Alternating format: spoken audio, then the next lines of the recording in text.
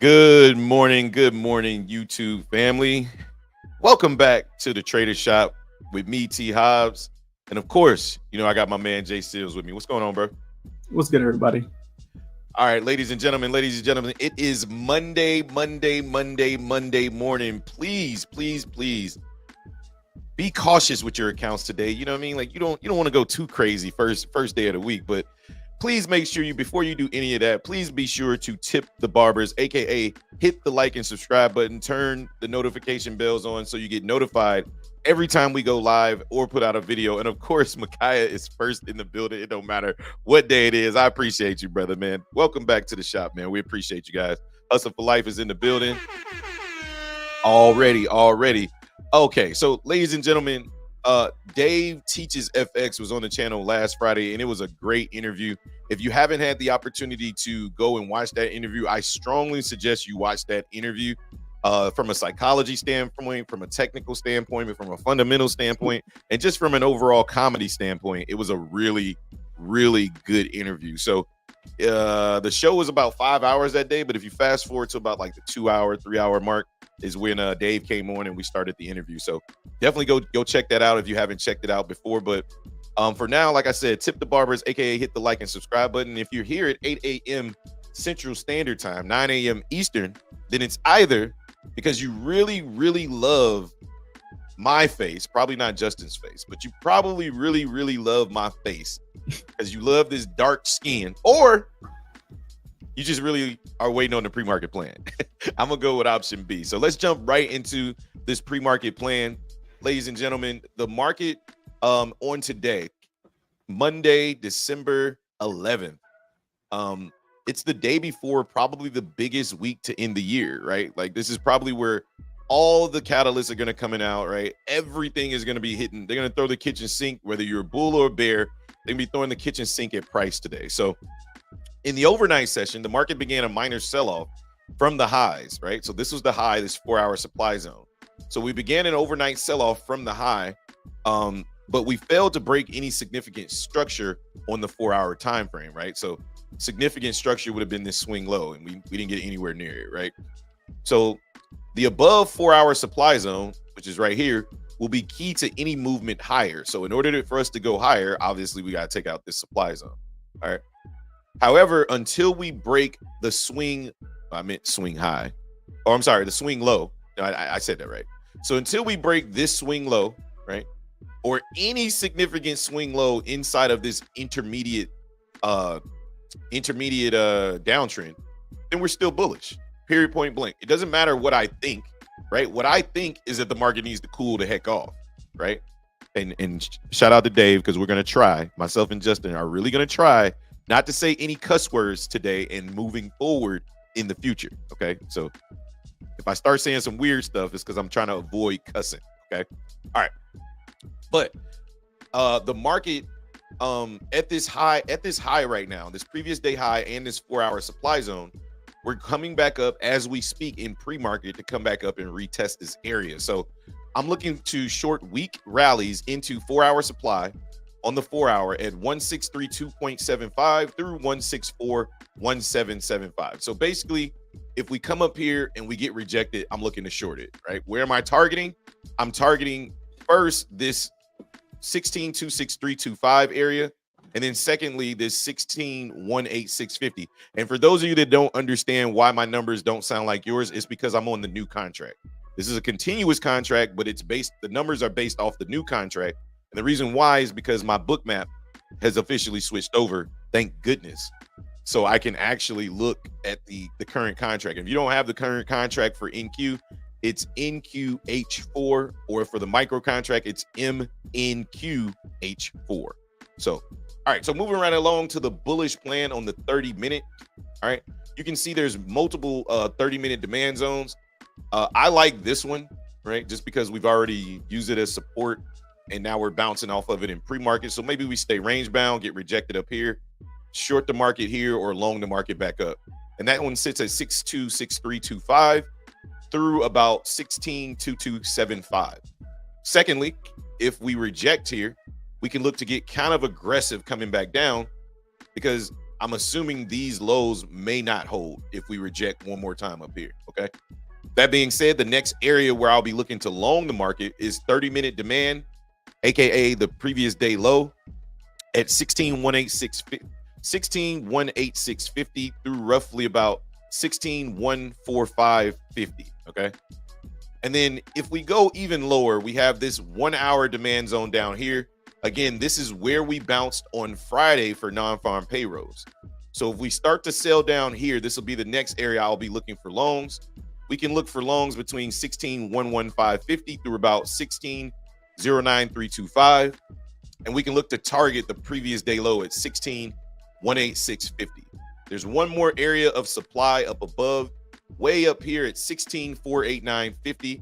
Again, it's the same plan as the previous bearish plan on the 4 hour.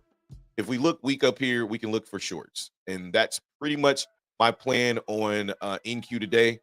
I don't know if we're going to stay in range, but we don't have any huge news catalysts that can push us out of here except for around 12 p.m. Central Standard Time, 1 p.m. Eastern.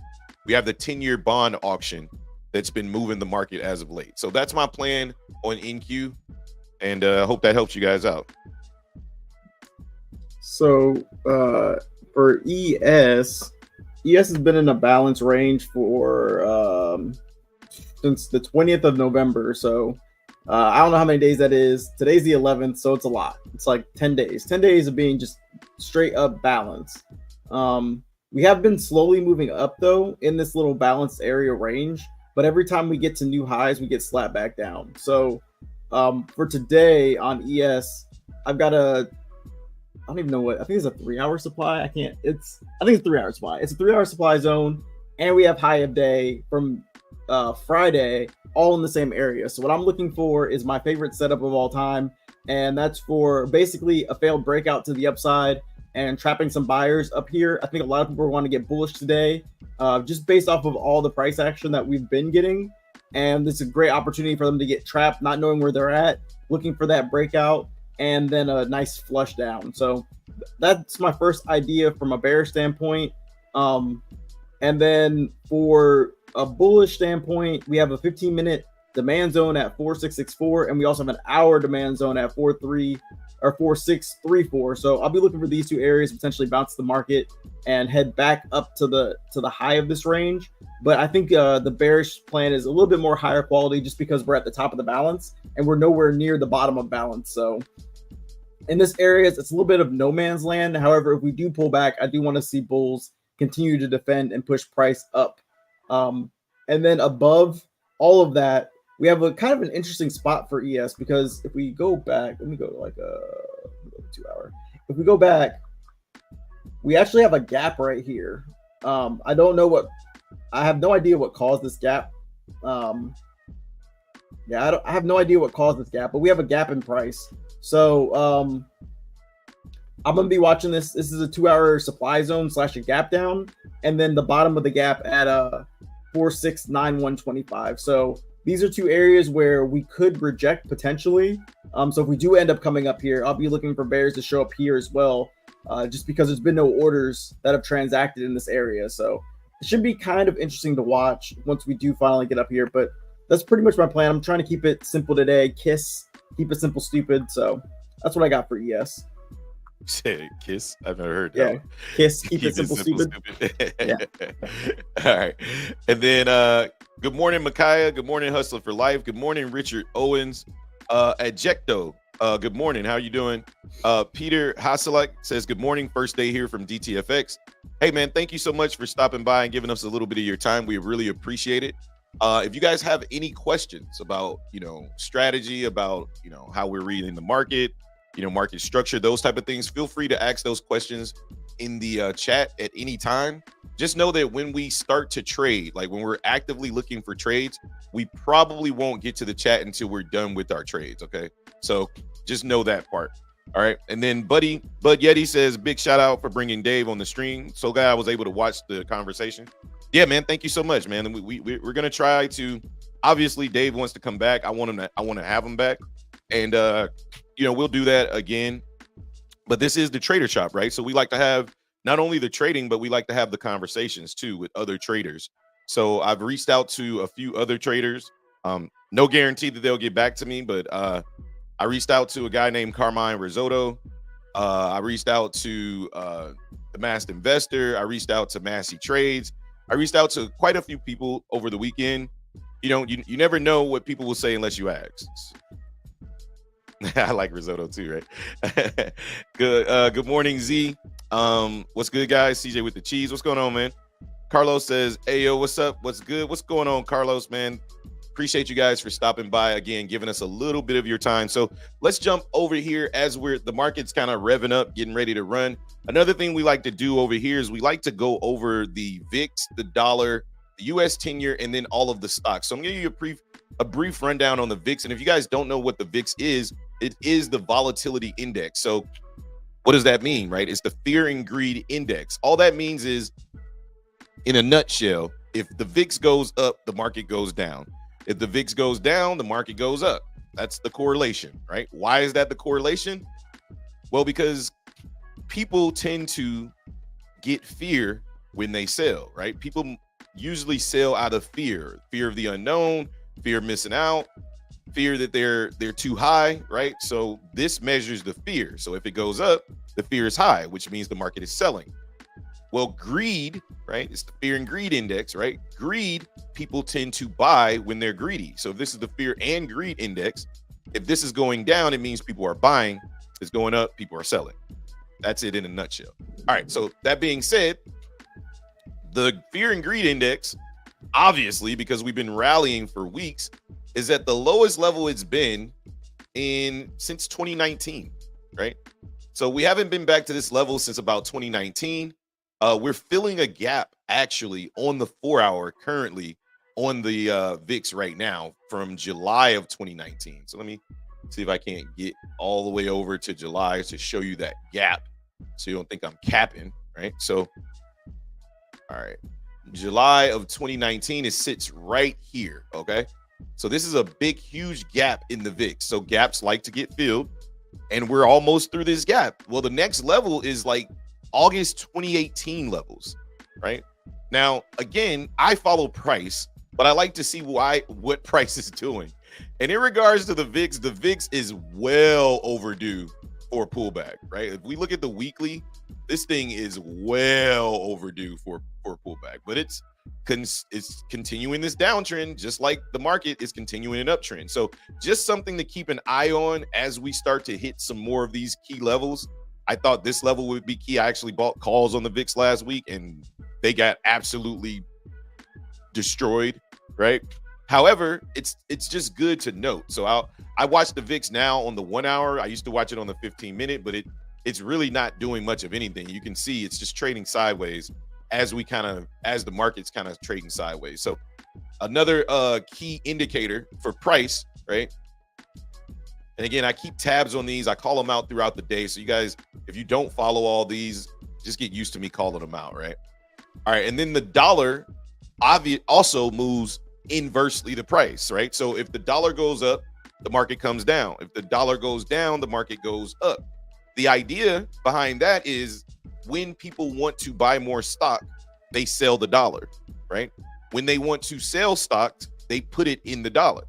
That's where the correlation comes from. Now, this isn't the only place they put money, but this is another way of watching how money moves, right? When you understand where the money's going, you can start to build plans or have indicators that watch the market on all time frames. And if you are interested in trading Forex or whatever, the DXY is very important to chart because you can understand what the American dollar is doing. Therefore, you can come up with a plan on how you plan on trading other pairs off, or you can just trade the dollar, right? So you can see the dollar starting to push up over the last 4 hour or on the 4-hour chart. And you can also correlate that to the fact that the stock market has started a slower decline at its highs. The 4-hour demand zone pushed out of this area, and I would guarantee this correlates with a nice little sell-off, right, on the stock market. Sometimes it's not exact, but it's a pretty good indicator when it truly gets moving, okay? Now, the other one is the U.S. bonds, so the 10-year bond, right? The 10-year bond, as you guys know, is really important because it's the interest rates, right? As the interest rates go up, price starts to come down, right? The idea behind that is that when people see a higher interest rate, they're more likely to put their money in a 10-year guaranteed bond, right? A yield that's going to guarantee them a 5% yield, as opposed to putting their money into a tech stock that may be overvalued at the time and may not return 5%, right? So as this yield goes up, people move money into it. They do that by selling the stock market, right? That's the correlation between the yields, right? So if you understand that the yields are starting to go up, the dollar starts to go up, and the VIX starts to go down at the same time that you're looking to trade, it's probably a good correlation that means you have an A++ setup, okay? So moving on, we got Apple. Now, I won't go through all of these, but I will tell you exactly what I'm watching, okay? So I watch Apple, I watch NVIDIA, I watch Microsoft, Google, Amazon, Tesla, and Meta, because these are what's called the Magnificent Seven, all right? These are the largest stocks in the instrument that I trade, right? They have the most weight in the instrument that I trade, whether it be NQ or ES. These stocks are going to move pretty much equal to what the market is doing, what NQ or ES is doing. And when they're off balance, right, i.e. one's going up, the other one's going down, right? That's when we get a balanced market, right? If you see Apple pushing up, NVIDIA pushing up, but Microsoft pushing down, Google pushing down, Meta pushing down, Tesla going up, Amazon pushing down. Well, guess what? That's exactly what NQ is doing. It's basically in a range because the Magnificent Seven aren't in agreement, right? If one or two is off, then we'll still go in the direction of the top five, right? But now that we have three going one way and four going another, who knows what's going to happen? My money's on the Bulls just because of we've just been so bullish, but I'm not gonna ignore where we are on the chart. So I hope that helps you guys. That's a lot to digest, but luckily this is all recorded. So if you need to, you can go back and rewatch exactly how I break down my charts. But I go through it every morning so you guys aren't confused. For new people that are here, you're not confused on exactly what I'm looking at when I'm shifting through charts. So, Justin, you got anything? We got for Apple, because I did a lot of charting this weekend. Just some things to note.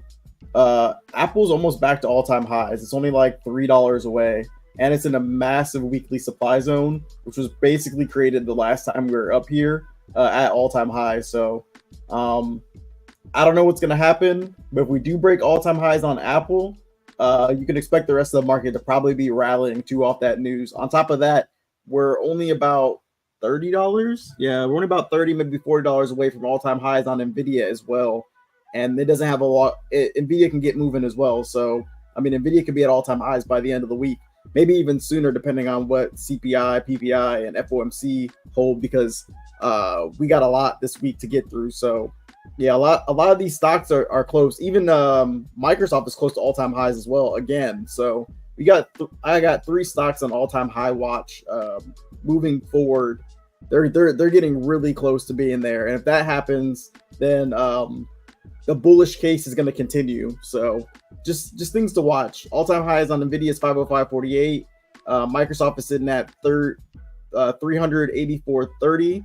And then, like I said, Apple's sitting at 198.23. So if you're looking at the stocks, even if you're not trading them, you should probably be aware of these all-time highs on these three, because these are probably the three biggest stocks and main drivers for ES and NQ. So absolutely. And then for me, guys, every Monday through Friday, I still have a life. I still got my children. So I'm going to step away here for the next 30 minutes or so. I have to go drop my kids off at school. They have late start today. Usually Monday through Friday or Tuesday through Friday, I'll come just like right at market open or not right at market open, like right when it's time to do pre-market plan. Just depends on, how they're getting off to school. But I'll be back. Justin, you got the fork, man. Hold it down, and be right back, guys. Yeah, it's super sideways today, y'all. I swear. Hold up. Give me 1 second. I'm going to run. I'll be right back. I'm going to go get a drink, and then I'll be back. Hold up.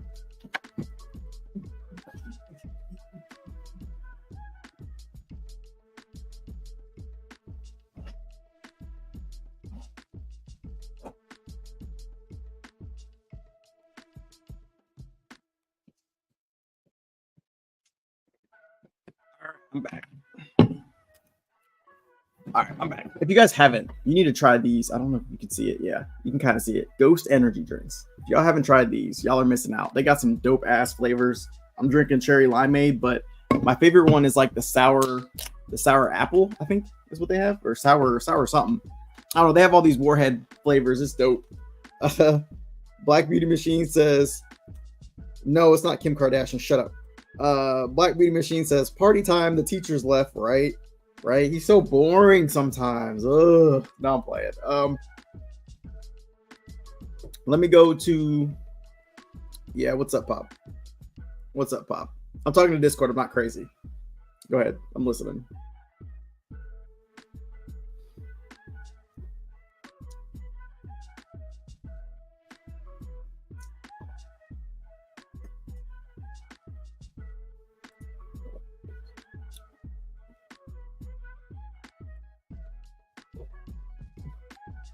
Mm-hmm.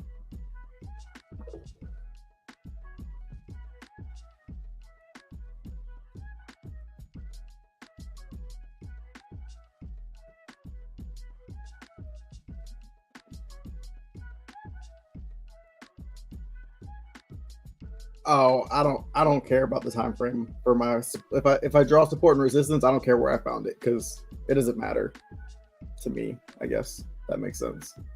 I mean, if you wanted to, if you, no, I do. I got the time zones on the right side, so like on my 50. Well, fuck, I'm not sharing my screen. I just cussed that. Sorry, my bad. But you see my pre-market plans. On my pre-market plans, I have like a 15-minute or a 30-minute, and it's on like the right side. So if you want to denote like what time, yeah, because I'm not sharing my screen.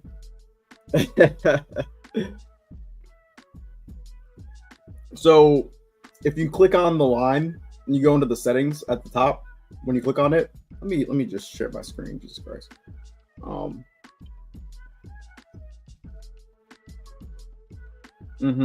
And then it should say text. Yeah, and then you just put the text in there. Yeah.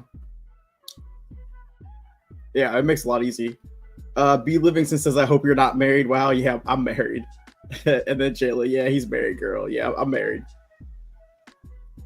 I've been married for 7 years now, 8 years, something like that. So, so just waiting for market to open now. About 6 minutes till market open.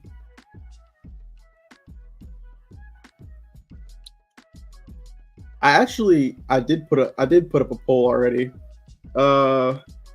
It's 77% bullish and 23% bearish is the poll. Wow, I'm far from being live. All Out War said, I'm here, ladies. Yeah, All Out War is here, apparently. That's hilarious. Black Beauty Machine's laughing. Yeah. All right. It looks like we're starting to sell off. God, I have so much crap up. I don't need. All right, so we're starting to sell off a little bit. On Bookmap, I am looking to see what happens down here at about 46.44. Let's check NQ's book.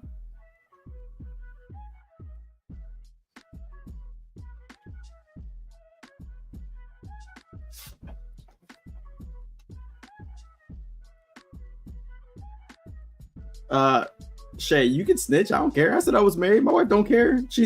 My wife literally told me, she's like, if somebody could take you from me, they can have you. So trust me, my wife does not care. She does not care one bit. Actually, we went to a Christmas party this weekend, and my wife literally was like, yeah, so we're going to this Christmas party with all my coworkers. I'm pimping you out. So just make sure that you dress like, she wanted me like super extra so she could pimp me out. So trust me when I tell you, she'd be trying to use me to her full advantage too. T-Trade says, good morning, bro. Tune in for a bit, then I got to head out.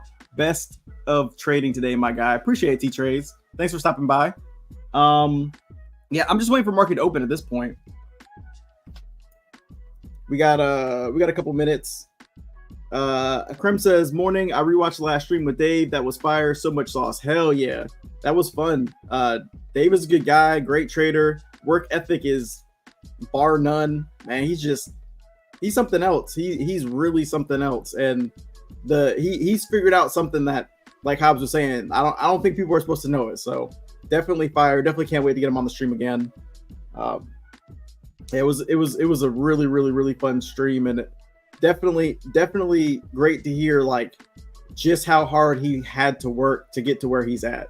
I think that was inspirational for a lot of people to hear. You know, somebody who has been so successful and every day, you know, he shows what his students are doing as well. I think that that level of dedication is going to rub off on a lot of people. So really, really dope. But I'm trading ES today. I'm going to stick with ES. Laugh my ass off. I love her.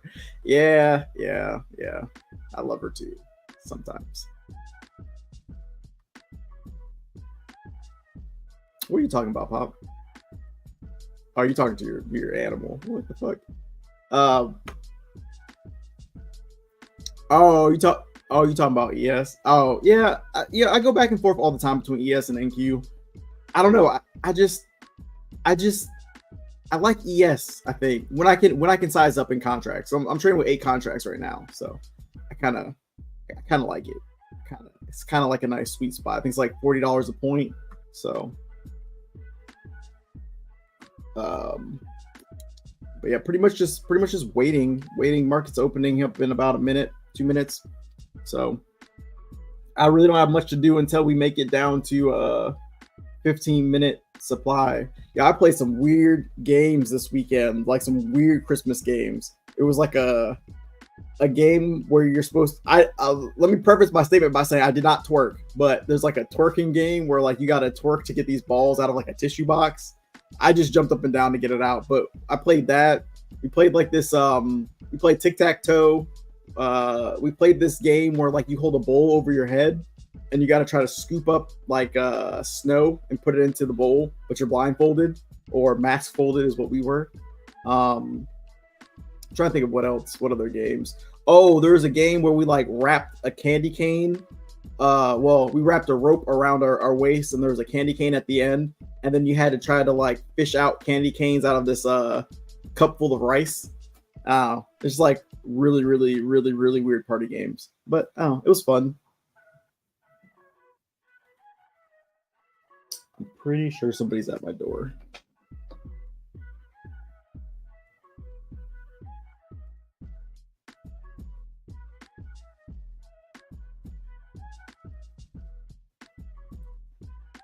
Hold on. I gotta check my door. Man, it's about to start. Hold on 1 second.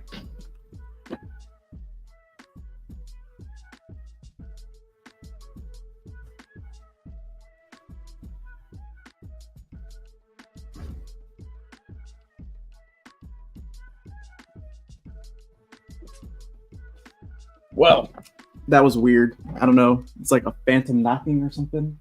Oh, that was weird. All right.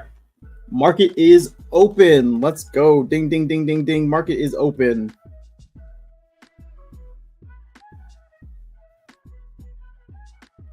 All right.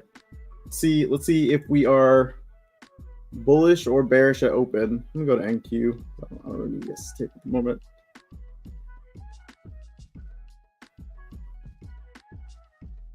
Yeah, there's a lot of selling down here. A lot of selling.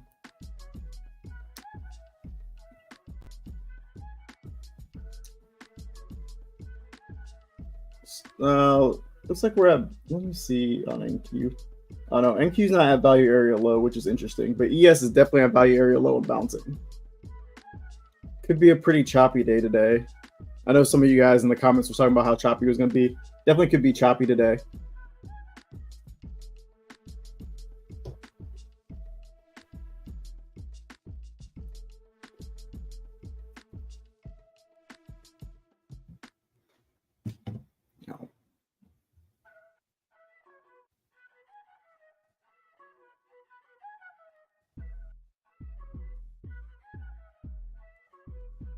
We are not going anywhere.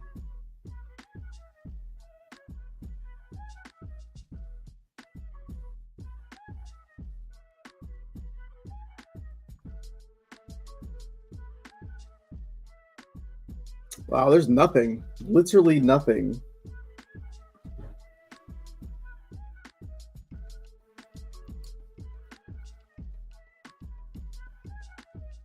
Oh, you're right. Let's look at these stocks real fast. This is crazy. Percent window. Here we go.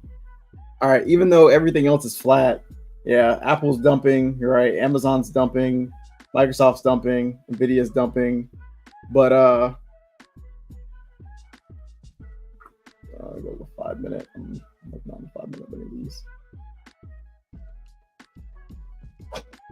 Yeah, everything is coming. Everything's starting to come down. This is not good for the market. But you got NQ is still holding strong though. Z says I feel like it's a bear flag. 16,320 and more sideways action. Yeah, maybe. Yeah, because there's a lot of selling going on right now on the tape.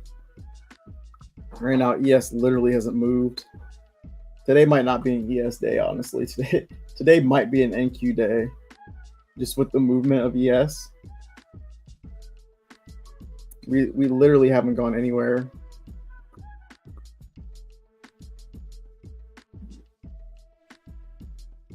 Let's see. NQ starting to catch a bit though. If it can't break, sorry, spelling. Yeah. NQ starting to catch a bid, and so is ES. It's just really slow. Oh yeah. NQ is really catching a bid right now.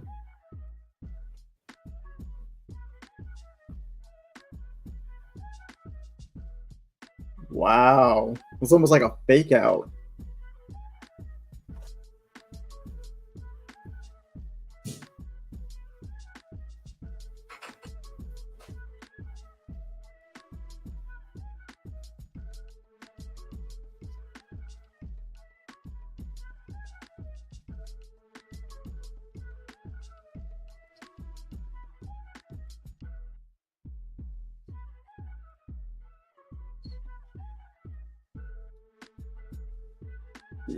Yeah, it looks like we're coming back up. That was a lot of selling that just tried to hit the book that did not get rewarded. And now we're bouncing right back up. Still not convinced though. And it's early, but we don't have any real big news catalysts today. Oops. I'm trading the new contract now. Yeah.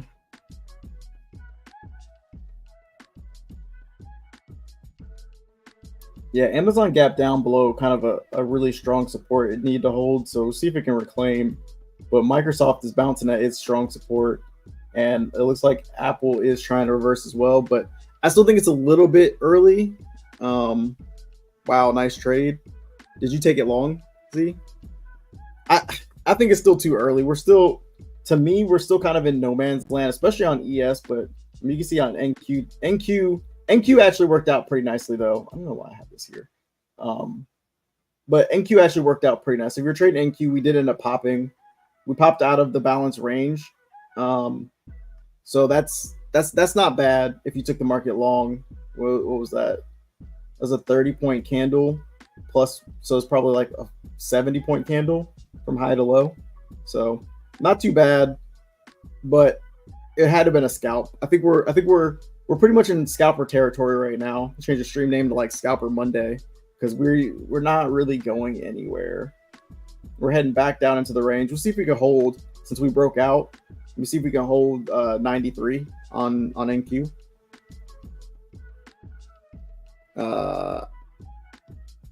I set it ATM automatic trade profit at 15 ticks because I'm scared. I mean, I don't blame you. What 15 ticks is like what? 4.5 points, something like that. 5 points. Probably could have held more than that. How many contracts are you trading with Z?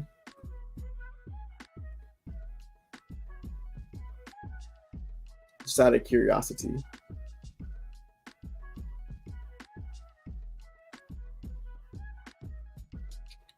Yeah, the market's slow right now. I think sellers could be in trouble though, potentially. It's a cash account, just one. Okay. What you're trading with one micro, I'm assuming? Or are you trading with a mini?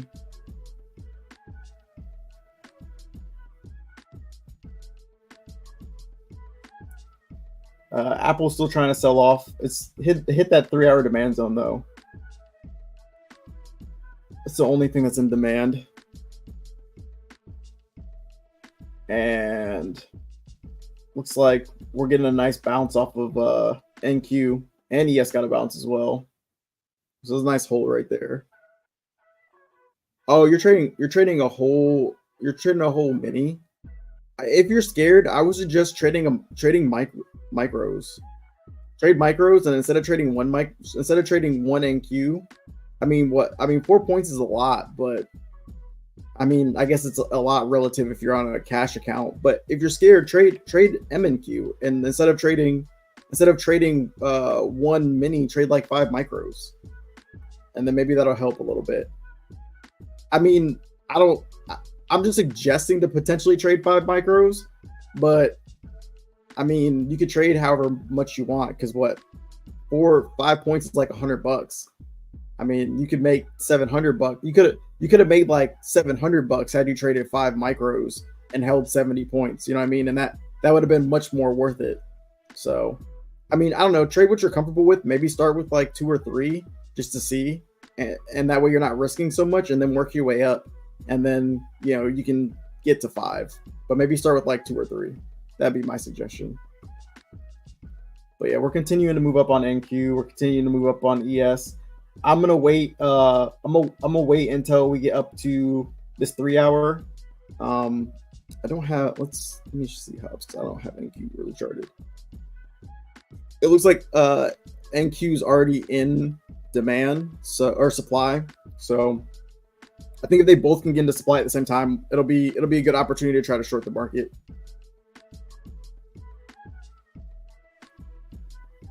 But we're just in the middle of a range right now. I don't really want to trade it. Black Beauty Machine says, "Yep, I'm assuming you're agreeing with the contract size." Yeah.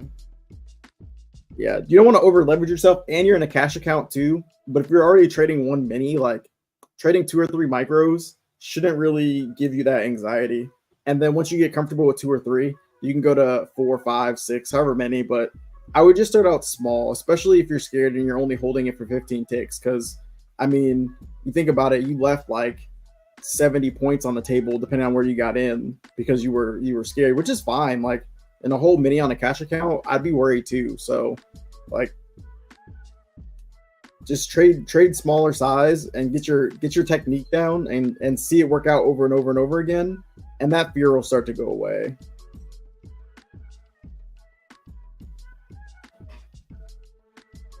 Let's check the stocks. Yeah, Apple's starting to get that bounce.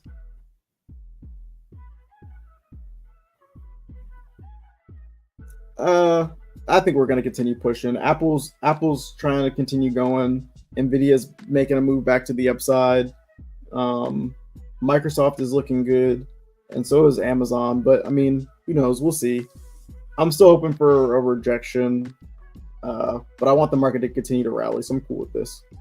I will wait. That's part of trading, is just that patience game.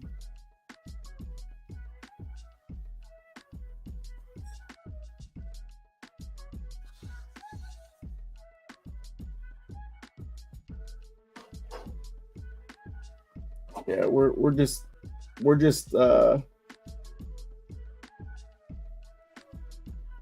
in that overnight range still. There's no reason to trade this yet, for me anyway. You can make money in this. I'm not saying you can't. I mean, you could have longed the market at the low. You could have longed the market down here, or on NQ. You could have longed the market. When we pulled back, it's just to me, it's not as high quality. Although NQ is already finding new prices, so that's good. ES is already testing up above, so that's what's up. DJ Bits and Pieces says, "What's up, man? How often does Topstep do resets?" Lately a lot. They've been doing like a reset like once every like week or two. Um, I think the last reset they did was because they had like a data breach or something. Like somebody hacked into their stuff, and so they gave out free resets. Before that, they did a reset because trade evade went down, and a lot of people lost money or lost in their position, so they did a free reset. So yeah, with the holidays coming up, with Christmas and New Year's, they'll probably do some more free resets, I'm sure. Just be on the lookout. Look out for Topstep TV. We normally have somebody who will say something, or one of us will figure it out on X or Twitter, whatever you want to call it. So, yeah, I would say just be on the lookout, or just stay, keep in touch here, and we'll tell you. But yeah, they'll probably do another fire drill soon. I'm sure they do them all the time. It feels like.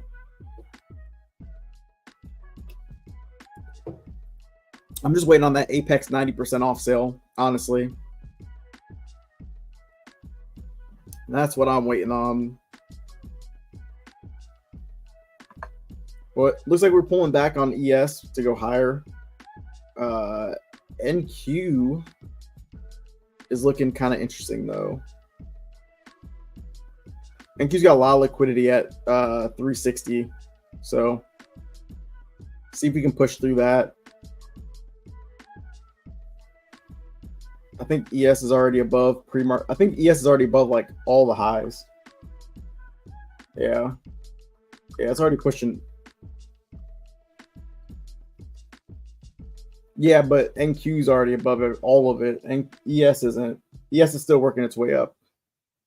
Oh, I'm at NQ. NQ's already above everything. All right, dope. Z says the market is so funny. It's like the same thing every day. Now, if we see 16,320 short, if you see 16,290 buy, it's always changing. Never a boring day.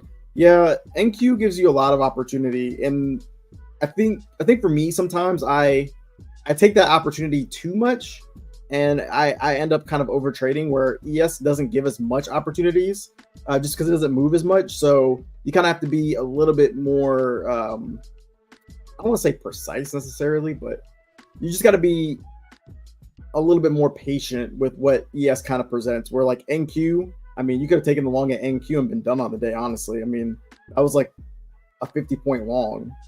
So,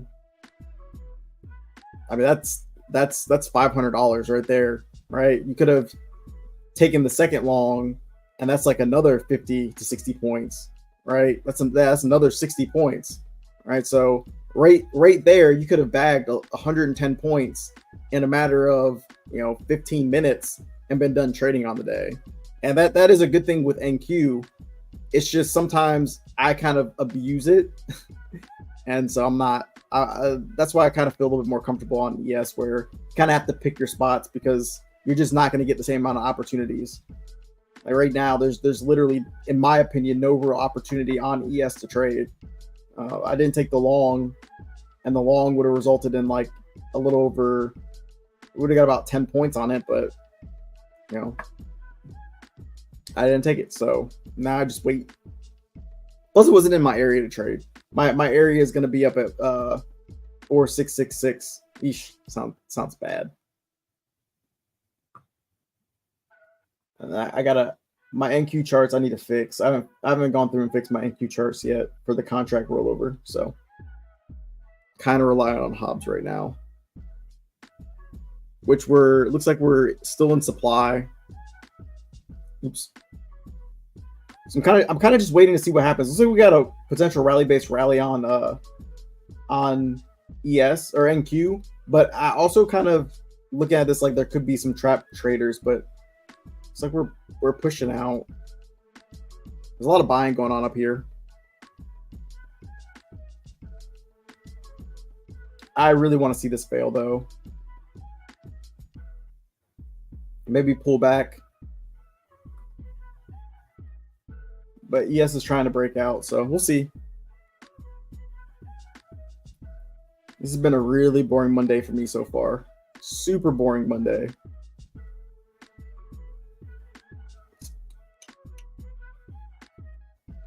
Come on. So far, we've been in We've been in a 10-point range, not even a 10-point range on ES. Super, super boring Monday compared to NQ. NQ's been in like a 60-point range. Still pretty small for NQ though, honestly. I didn't realize I was looking at the 30-minute over here. There we go.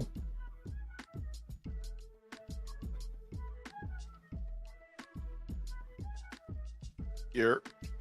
Oh, he brought the sunglasses out. He brought the biker glasses.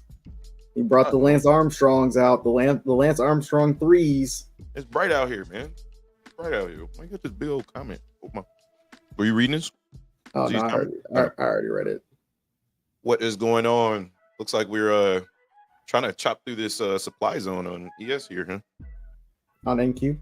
I mean on NQ, yeah. Yeah, I've been trying to use your. I don't have NQ charted, so I've been flipping back and forth to see where we're at on NQ because ES has moved nowhere today. I was already telling them NQ up and down has already moved. Well, for the longs, like 110 points. So you could have been done trading by now on NQ. Yeah, I could have took this long right here off VWAP. I needed the tape. Yeah. I was gonna take it on my phone, but I was like, I ain't that confident. But yeah, I really like that long. But I'll take it when it comes back down there. Everything's starting to get that bid to the upside. Apple's getting the bid. It bounced off a 3-hour demand, and that's going. Microsoft is also getting a little bit of bid. Microsoft is holding its support, and Amazon's coming back up as well. So everything's looking good to the upside. It's just like, for whatever reason, the indices are not moving. Well, by indices, I should say. I was about to say, SPY is not moving. Yeah, SPY is not moving. Let's be honest. SPY is not moving. Call it what it is now. NQ is moving. SPY is not. Whatever. ES is moving. I was long NQ at 271 this morning. Man, do I regret selling that position. Yeah, you could have never known. Man, I was pretty confident it was good. My target was the middle of this zone at 371.50. But once I got this candle at 7:15, I was like, all right, that's good enough. I'm out. Or one of those candles made me sell. I don't know which one it was. Or I didn't. I was hoping we'd have a lot stronger of an open. We did not on either one, to be honest. I mean, 100-point open is pretty good. Y'all just don't have y'all just didn't have a strong open on ES. Don't lump us into that category. We opened regular. I mean, NQ didn't really have a crazy open either. It was only 33-point candle. And I think we went up higher than that, but I don't know. Bro, ES had ES had a freaking 10-point candle to start the day. That's horrible. In regards to structure, it hasn't broken structure. NQ's broken structure and looking to go higher. Oh, I know. So yeah, NQ. I think ES will catch up at structure. I think ES will catch up at some point, but it's definitely slow. Either that or NQ's gonna break down. Yeah, one of the two. And ES is telling the truth. You know how ES be like, nah, we don't deserve to be that high. Well, Apple's still struggling to get going. Actually, now I'm looking at it, Nvidia kind of looks like it could be in a potential bear flag. But we'll see though. How is Apple this bad to start and NQ's rallying? What is in NQ that's rallying the market? The entire stock market is deathly ill, and somehow NQ is still up. Look at this. I don't know. VIX is also starting to round up too. Look at this. Apple, Nvidia, Microsoft, Google, Amazon, Tesla, and Meta are all selling off. I am calling falsehood on this rally on NQ. Black Beauty Machine says everyone back in their seats. The teacher is back, and if you don't get back, you'll get detention. I added the detention part in because I thought it'd be better. So next time, Black Beauty Machine, make sure you say they're going to be in detention if they don't get back in their seats. But also, let's not forget that Hobbs is wearing the ugliest Lance Armstrong glasses I've ever seen, the Lance Armstrong 3s. So them things look like they get the bugs out your eyes when you're biking going 30 miles per hour in the Tour de France. See, careful, Justin. You entering into baking session again, and you still rocking hoodies from 1992. So I'm gonna need you to chill out. I don't think Diamond Supply is from 1992. What? I don't know when they it? were. Diamond Supply? What is that? It's a clothing brand. Diamond Supply Company. Actually, I don't even know if Diamond Supply Company is even still around, to be honest. Yeah, go ahead. Just Google and see when Diamond Supply. All right, InQ is getting rejected up here at its highs, which makes way more sense than this rally. I am not looking to buy this yet. I need to see a little bit more out of InQ. I'm more so looking to sell up here, but I don't know. I also need to see a break of structure to the downside. So I don't know. I don't know which one's telling the lie yet. Somebody's lying. Well, ES is literally consolidating up here, so that's great. It was 98, by the way. This company was founded in 98. No. It's still around though. Company was founded in 98. So when did you buy that hoodie? Is the question. I don't know. This is 2023 right now. Oh, like 2 years ago. Are you lying? I don't think you're telling the truth. I'm 100% telling the truth. Where's Justin's number one fan at? No, you can leave her out of this. I want to know. He said you can just leave her out of this. You leave her out of this. Because you know she gonna come here and tell the truth. No.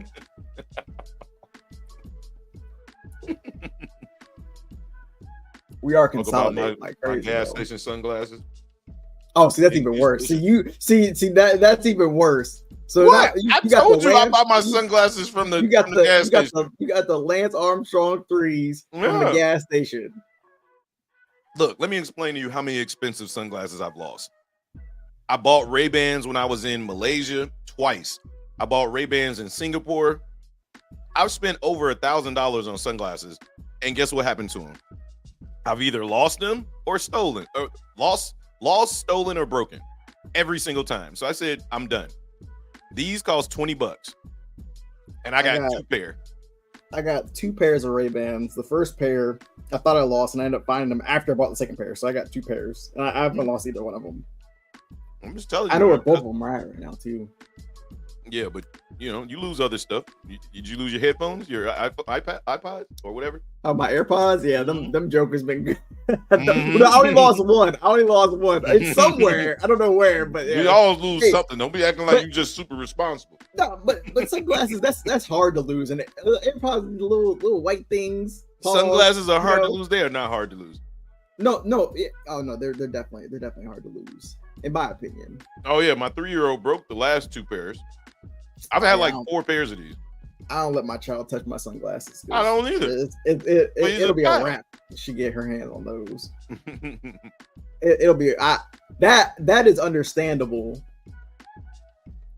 That's when you got to duct tape. That's when you got to duct tape the Lance Armstrong 3s though. That's why you got duct tape. Bro, like I said, can I afford to get more expensive sunglasses? Sure, I could. But I already know what's going to happen to them. And then I'm going to be really mad. If these get lost, broken, or stolen, I don't know who would want to steal these. But I don't necessarily like them. I don't care for them. I know, hey, they block the sun. That's all I need. Facts. They do their job. About to come down here. I really hope so, because ES is already coming down. Not that it was ever up, but there's a push down. Well, like right when I was like, maybe I should try to short this, and then the market just my bad. The market just flushes. So you're impossible, bro. Hey, look, I'm trying. All right. Discipline is the key word.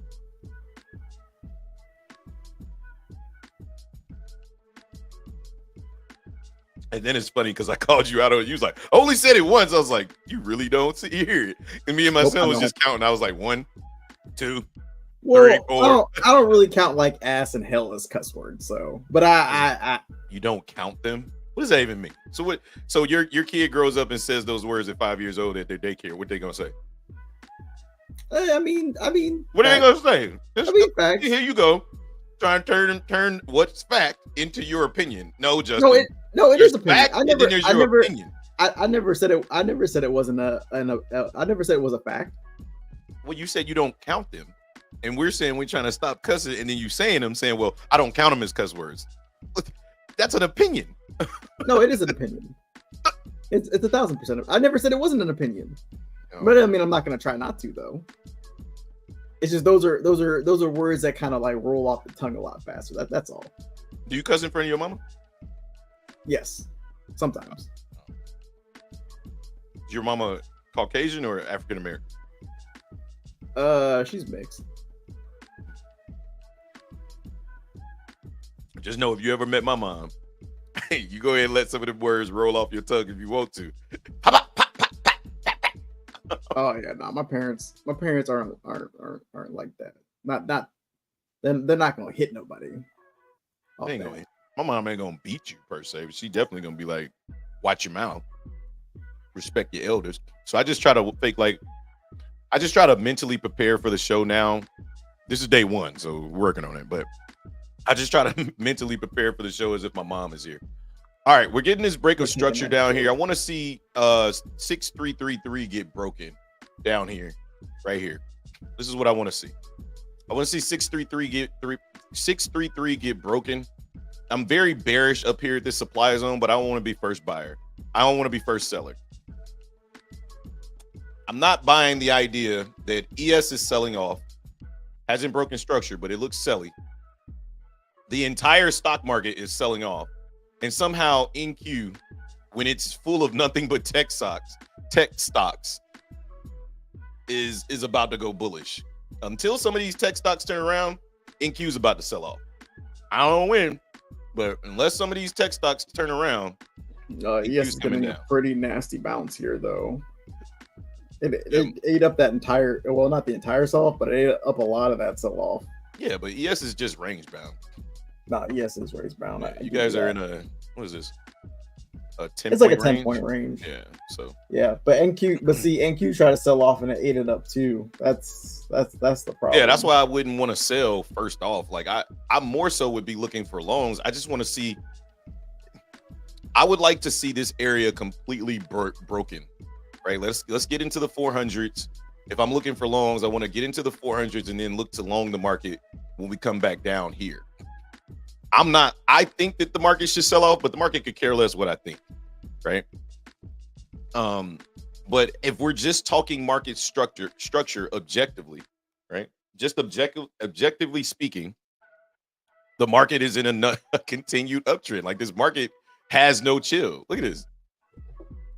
Another swing low being put in, aggressively breaking the highs. Come back down and retest this area here. Huh? So we're about to break the highs on ES. Yeah. It's just nuts. This market is crazy, man. It's crazy. I'm with it though, you know. I just wasn't here to take that long. I needed to see a little bit more confirmation. And that's what I used the tape for. So like I wanted to trade it in my car, but I was like, nah, I need a little bit more confirmation. So, I don't blame you. Not when the market is overnight session. I don't think you really need the tape as much, but during the day, you gonna leave me alone, Zabat. Leave my glasses alone. Bumblebee. He's the Bumblebee transform. Got him. What's going on, Alfred? How you doing, man? Wiser than most says scam. NQ lying. All right. I mean, it could be. I don't know which one lying. Somebody ain't telling the truth though. Like I said, based off market structure, NQ telling the truth. But I don't know.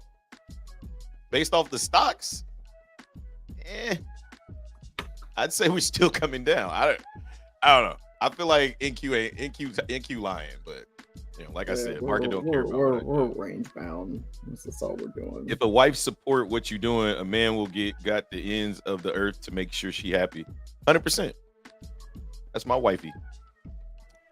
The best indicator is price action. Percentage of losses versus wins. Forex or futures. Futures for now, but I'm not against Forex. I prefer futures because I like to use order flow, right? You can actually use order flow for Forex too. I just learned that Bookmap does actually offer order flow for Forex. I don't know how to get it, but you can get it. Well, as far as what I use right now, I mean, like I said, I don't mind trading forex. I don't. I don't have any practice with it yet. So I would have to get everything down to a system before I switched over to trade forex. Plus, I mean, NQ treats me nice, so a lot of forex traders trade NAS 100 anyway. Plus, it's not like you can't. I was about to say, yeah, that's what I was gonna say. It's not like you can't trade the same. Yeah, a lot of forex traders just trade NAS 100 anyway. So. Script writer 11 says, "Does Bookmap really help?" Yeah, 100%.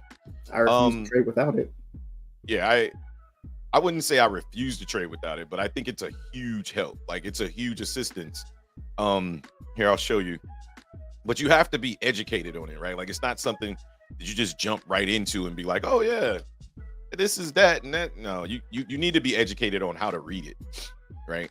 It's not just bubbles, right? And that's where I think a lot of people get mixed up on is like understanding how to read market structure should be your number one thing, and then adding in order flow. So all this does is it's kind of similar to whatchamacallit, volume, not wow, what is it? Volume profile in a sense. Because Bookmap gives a volume profile over here. Like it tells you where the majority of price action has been traded, right? Like it'll tell you on the tape, right? High volume here and here, high volume here and here, right? But then it also gives you the delta. Huh? Oh, no, nothing. Go ahead. It also gives you the delta of what the difference, like you can spot trap buyers and sellers much easier with the tape, right? You can't see the spot, you can't identify trap buyers and sellers only using the candlesticks. You can assume that sellers or buyers are trapped at a key level because of what you're seeing out of the result of the candlestick chart, but you don't really see it. It's not illustrated to you like it is on Bookmap, right? Because these buyers are up here at 377 through roughly about 370, right? Price came up here aggressively and was unable to continue to push higher. Theoretically, these buyers are currently trapped. However, we are in an uptrend. So they're only trapped until they're not rewarded, right? I mean, until they're rewarded. Once they're rewarded, they're not really trapped anymore because they have the opportunity to take profit, and it should continue to allow price to move up. But when you're looking at just the candlestick chart, you can't really see what the overall result of the effort from buyers and sellers was at the high or the low. And that's where I think the advantage of Bookmap comes in, because now I can visibly see the result of that effort, right? You can't really see that. You can see it if you go down to like the 15-second or the 5-second, because essentially that's all you're looking at on the candlestick chart is you're basically watching Bookmap if you watch it down that low. So Jack Tripper, who is Jack Tripper? Alfred says, "I need a professional trader coach, please." I'm not a professional trader coach by any means.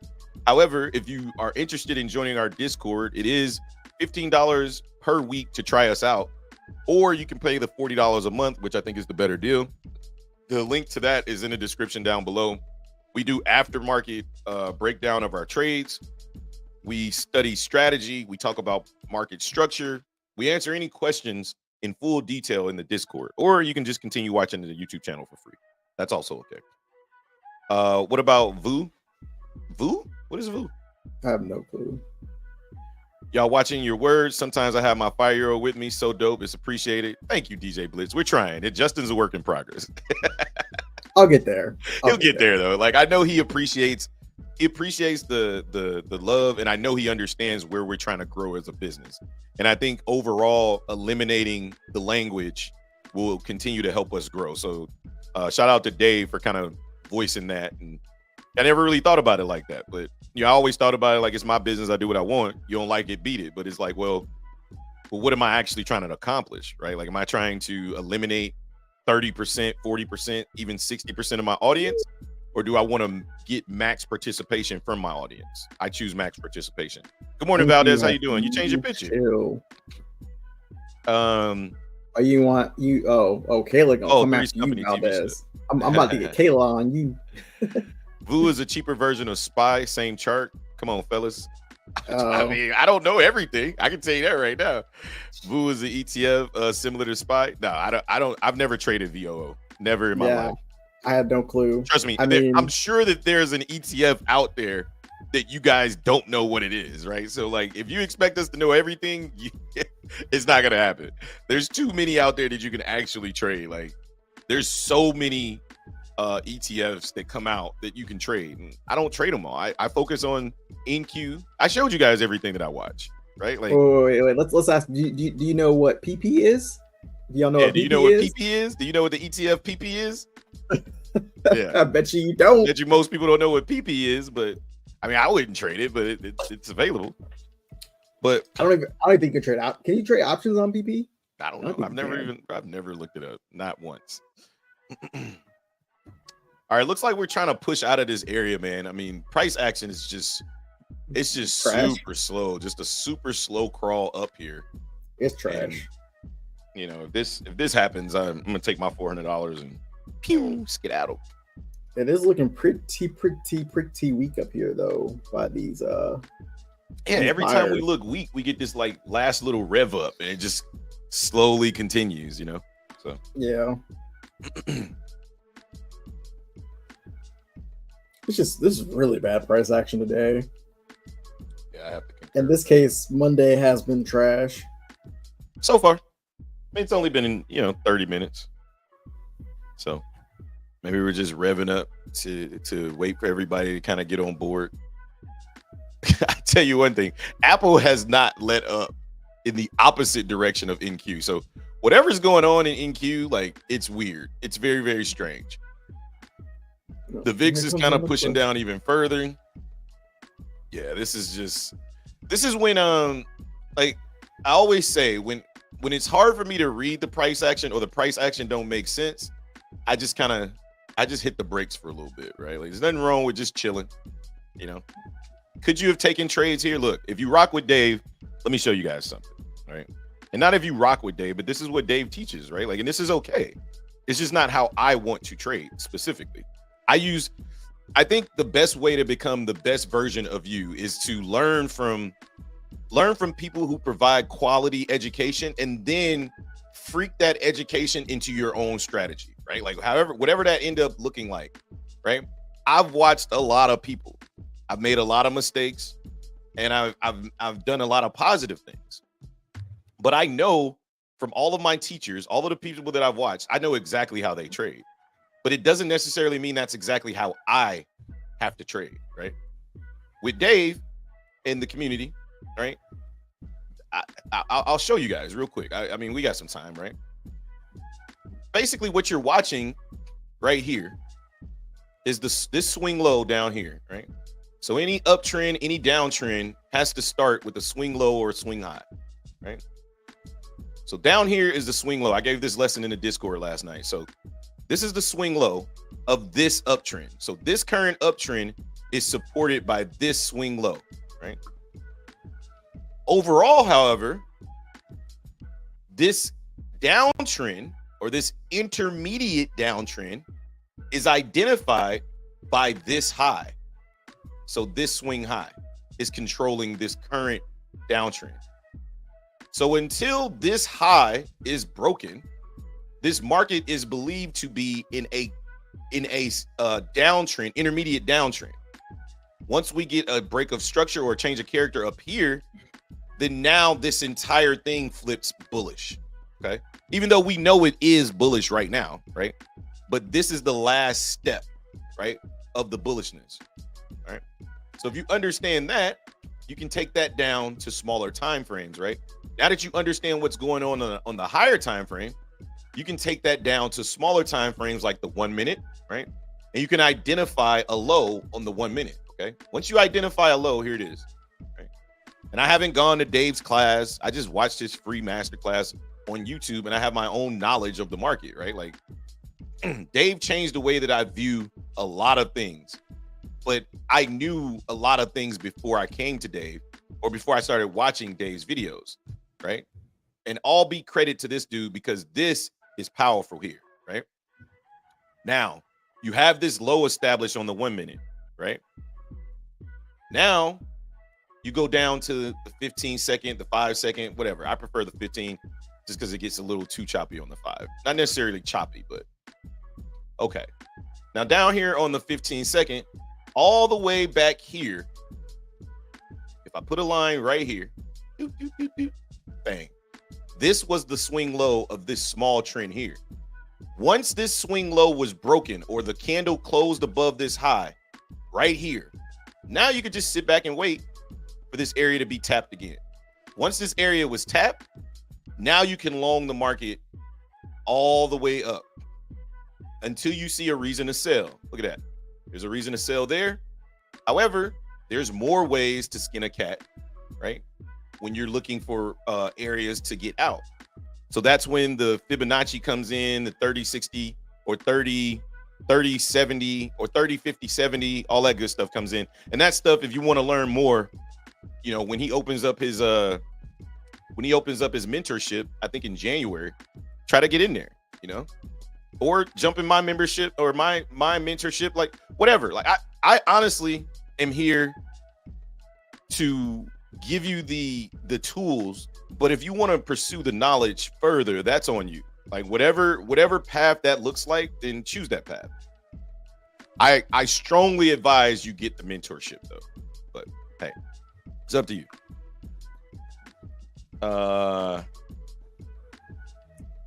Give me a white woman, maybe I will trade better. Wow. Oh my God. Wow. Who said that? Gary Wall said that. I don't know where that came from. What is going on with y'all? I haven't checked gold crazy. Yet, gold is another good one. If I was to do anything, right, in the Forex world, right, like how trashy this looks right now, I mean, you could probably switch over and trade gold, right? The word above, LOL, typical FOMC. Yeah, I mean, they're just waiting on that news, right? Like, I could bet my bottom dollar if the dollar is moving, which it is, then gold's probably moving too. So let me see if I can blow this screen up and find gold. I know I have it over here somewhere. And this is another, like, this is kind of like my final step once, you know, I feel like I'm very, very confident in my strategy. My final step is just adding more things to trade for days specifically like this, right? Since market open, gold's gone in one direction, right? So has NQ, but gold just looks like a better setup to me, right? We got structure that was built here in 2010. Take the market short here or here, and then just write it down. I think gold is what do we say, like $10 a tick? Yeah. I think so it's like $100 a point or $100 a dollar.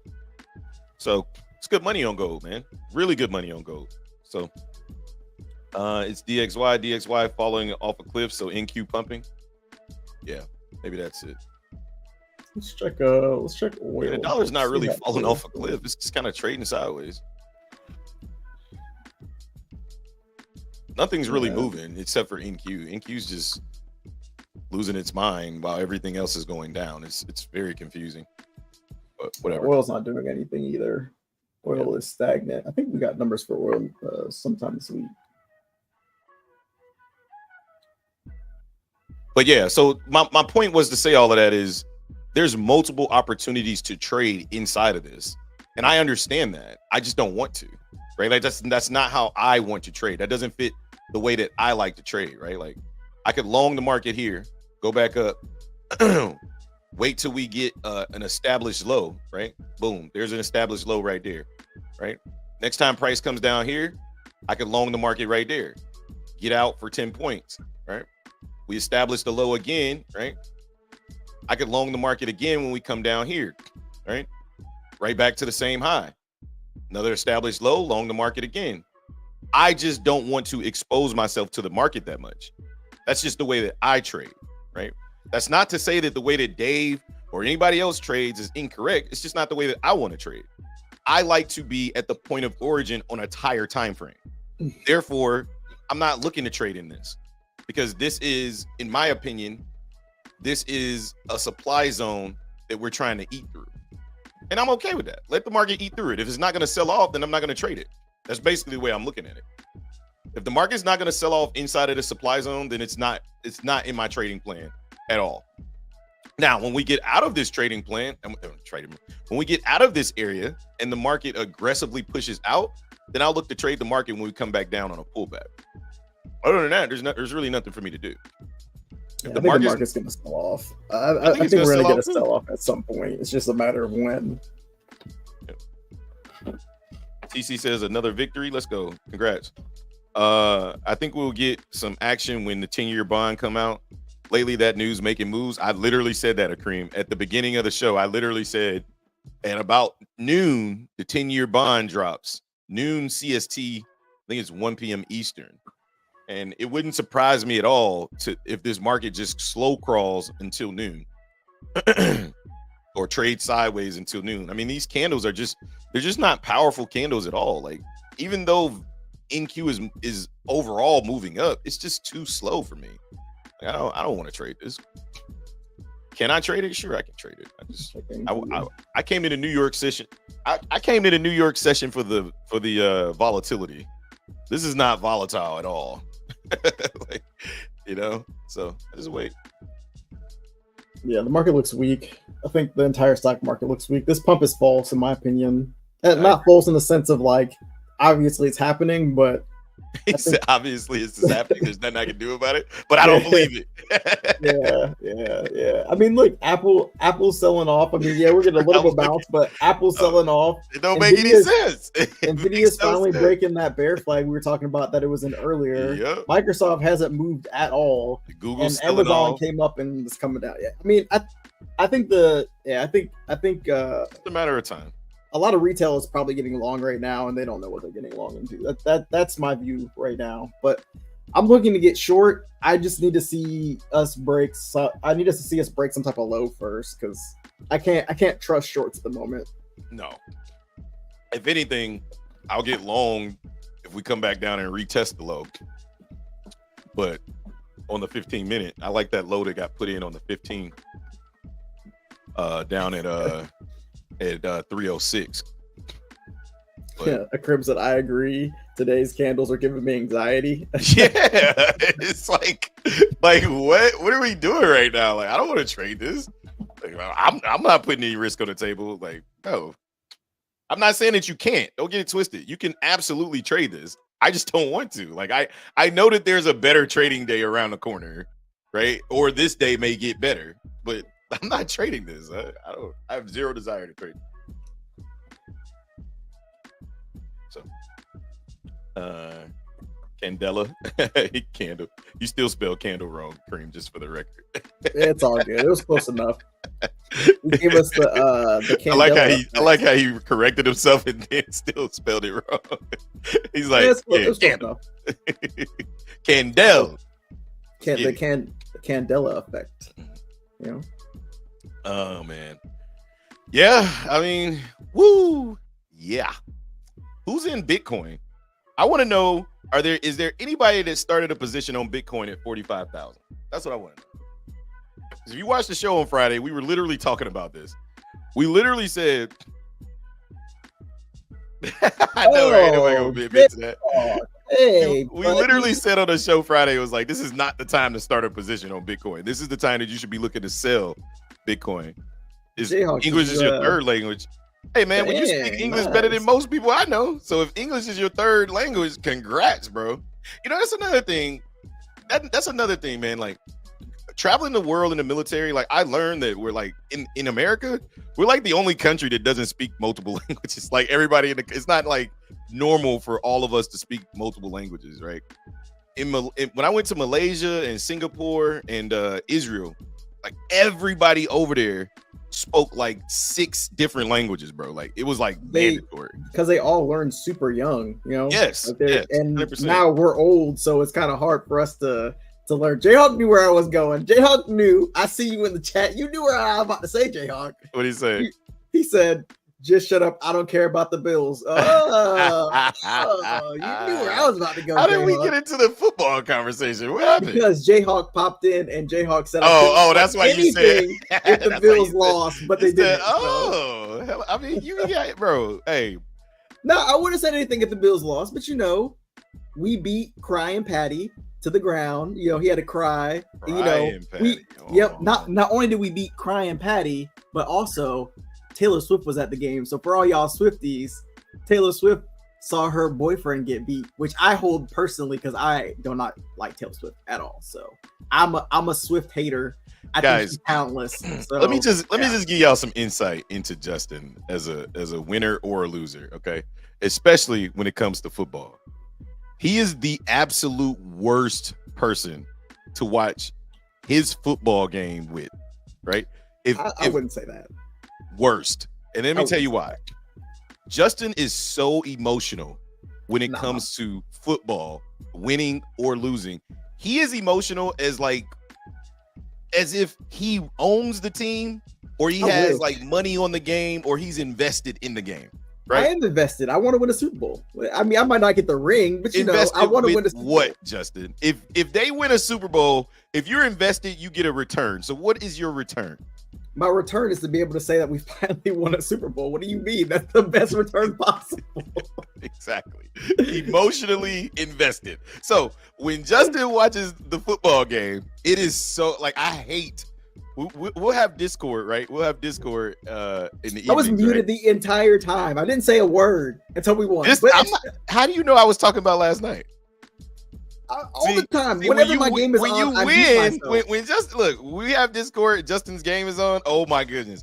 Everybody in the Discord gets anxiety because it's Justin he goes from being upset to being happy to being like, what was we talking about? Don't matter, man. I'm trying to watch the game, man. I'm trying to watch the game.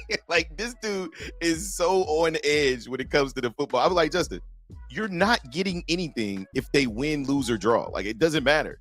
It matters to me, man. It matters to me. It does matter. When you have that anxiety, when you see a really good trade setup, and you should be. You should be in it, and you kind of get that anxiety from that. No, you're not comparing this to trading because trading gives you a return. No, I'm not saying that. I'm not saying that. Okay. I'm just saying that that feeling that you get when it's the fourth quarter and the Bills are either up or down barely, because that's all we've done this year is lost by a score. But besides the point, I get that same feeling of anxiety while watching the game. It's crazy. I don't know why. I don't know why, but because you're a sore loser and a sore winner. And you're a pessimist. So when you're close, if you're not blowing somebody out, your pessimistic side kicks in and you're like, we're probably gonna lose. I have not been wrong. I have not been wrong all year. Every time we have not blown somebody out besides last night, we have lost. So I think that's more of a habit. They go into the fourth quarter, they up 3 to 7 points. Yeah, we probably gonna lose. Yep. And we have. Justin, why don't you just be, positive? No, check the score. Check the scoreboard. We have lost every single game when we've been up or down by a couple points. So it is what it is. It's true. It's true.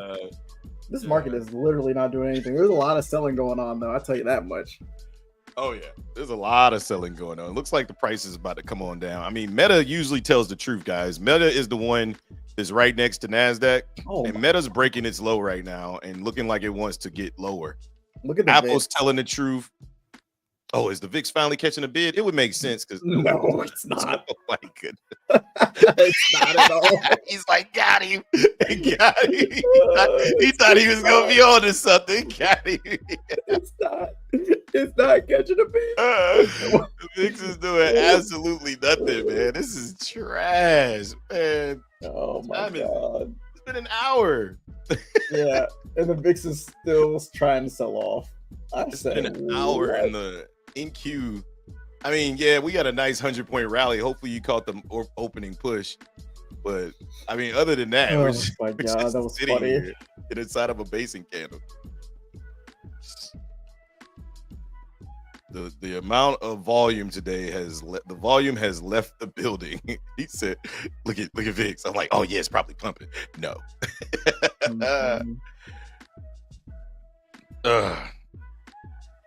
Well, I mean, you came here to trade. I guess this was uneventful so far. Yeah, it's been pretty slow, honestly. Yeah, this is trash.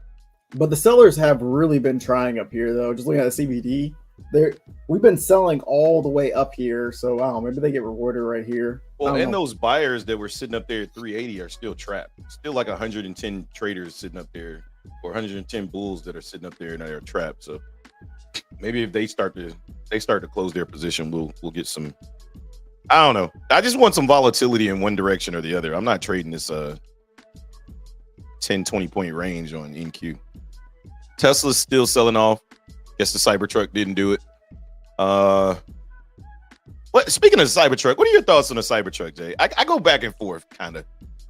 The matte black one that you sent me looked a lot better than that ugly gray one that they've got. I don't know, man. I think the Cybertruck, like, aesthetically looks disgusting. Like, I don't like the look of it at all. But it don't give you Batmobile vibes. That's what they're trying to compare it to, the Batmobile. But who would want to drive around a Batmobile? Nah, it doesn't. I'm not a superhero. What do I need a Batmobile for? But it's bulletproof. It's like, so? Like, what enemy am I making that's about to start shooting at me? Let me know. What target audience are you trying to reach by making the Cybertruck bulletproof? Yeah, I guess gang members, maybe gang members pulling up in a drive-by. I was like, bulletproof. I was like, for what? I was like, why? We're gonna start seeing Crips and Bloods painting their Cybertruck red and going around, painting them red, putting rims on them, red and blue. Oh man, spraying. You can't hit me unless you're perfect. Yeah, I don't know. I'll stick with just the regular Tesla models. Honestly, a part of me really doesn't even want to get a Tesla. Like, I want the BMW. I want the BMW as opposed to the Tesla. The Tesla's just okay. Maybe some of this selling is starting to affect NQ. The amount of selling we have to do to sell this market down even a little bit is insane. There's so much selling going on ES right now, but NQ too. It's struggling though. Like, I want to get short up here, but I can't yet just because it's not aggressive enough for me. Yeah, nah. I need more participants willing to sell the market. They're willing to sell the stocks. They're selling the heck out of the stocks right now. Nvidia is dumping. Yeah, Nvidia is dumping. So, but Apple's kind of holding a little bit. I think once Apple starts to sell down, it'll bring the rest of the market with it. Meta, Tesla, Amazon's selling too. Google, everything's selling. Amazon's pushing down, trying to break its lows. Tesla's breaking its lows. And Meta's broke its lows, and now it's about to close bearish. So just waiting on Microsoft and Apple to start to push down. The sell-off from this area is going to be very, very dramatic. If we sell off from this area, I think it's going to be dramatic. I'm willing to allow any volatility to happen before I make a move, because this has just been so uneventful that man, this sell-off took forever. All right, trying to break below this structure here at 354, 355 on NQ on the 15-minute here. I think this will be a significant structure break if we can get it. VIX is still trying to sell off. It's because of all the buying they have to do all the buying that's going on to these sellers right now. There it goes. All right, let's see if we can close below here on the 15. Watching this on the 5 as well. All right, let me go to my 4-way screen, get us a shot.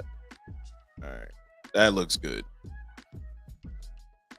Man, the amount of selling that had to occur for this to happen is crazy.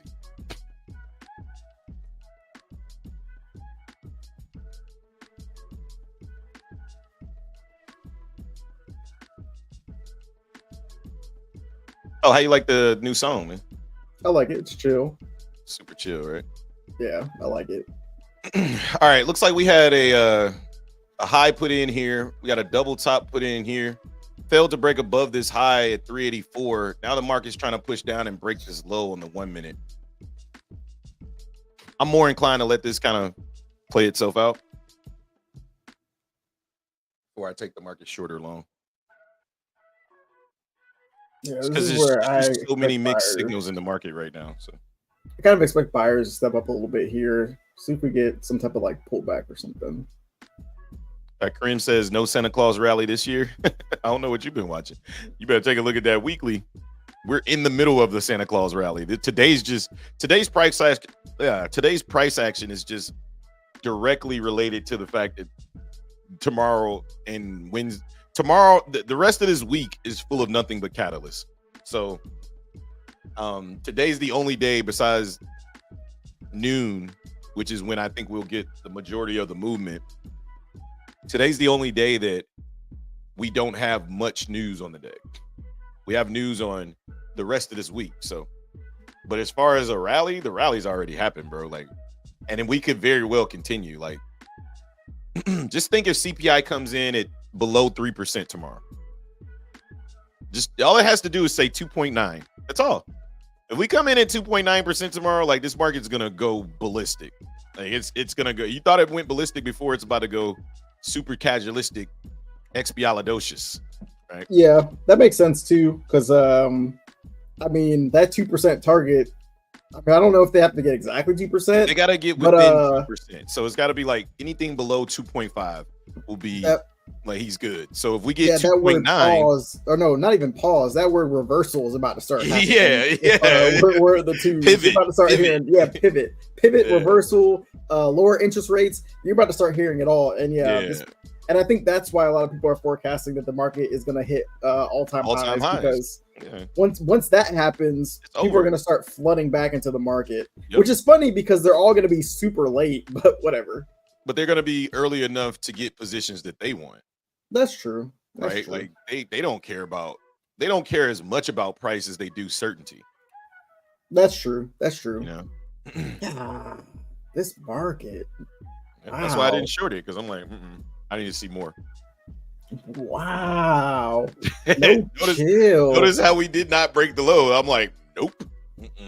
And wow. Well, and again, like to your point, there was so much selling, and look how little buying it took. Barely moved all that selling, and we barely moved 20 points. Like, I am not interested in shorting this market just yet.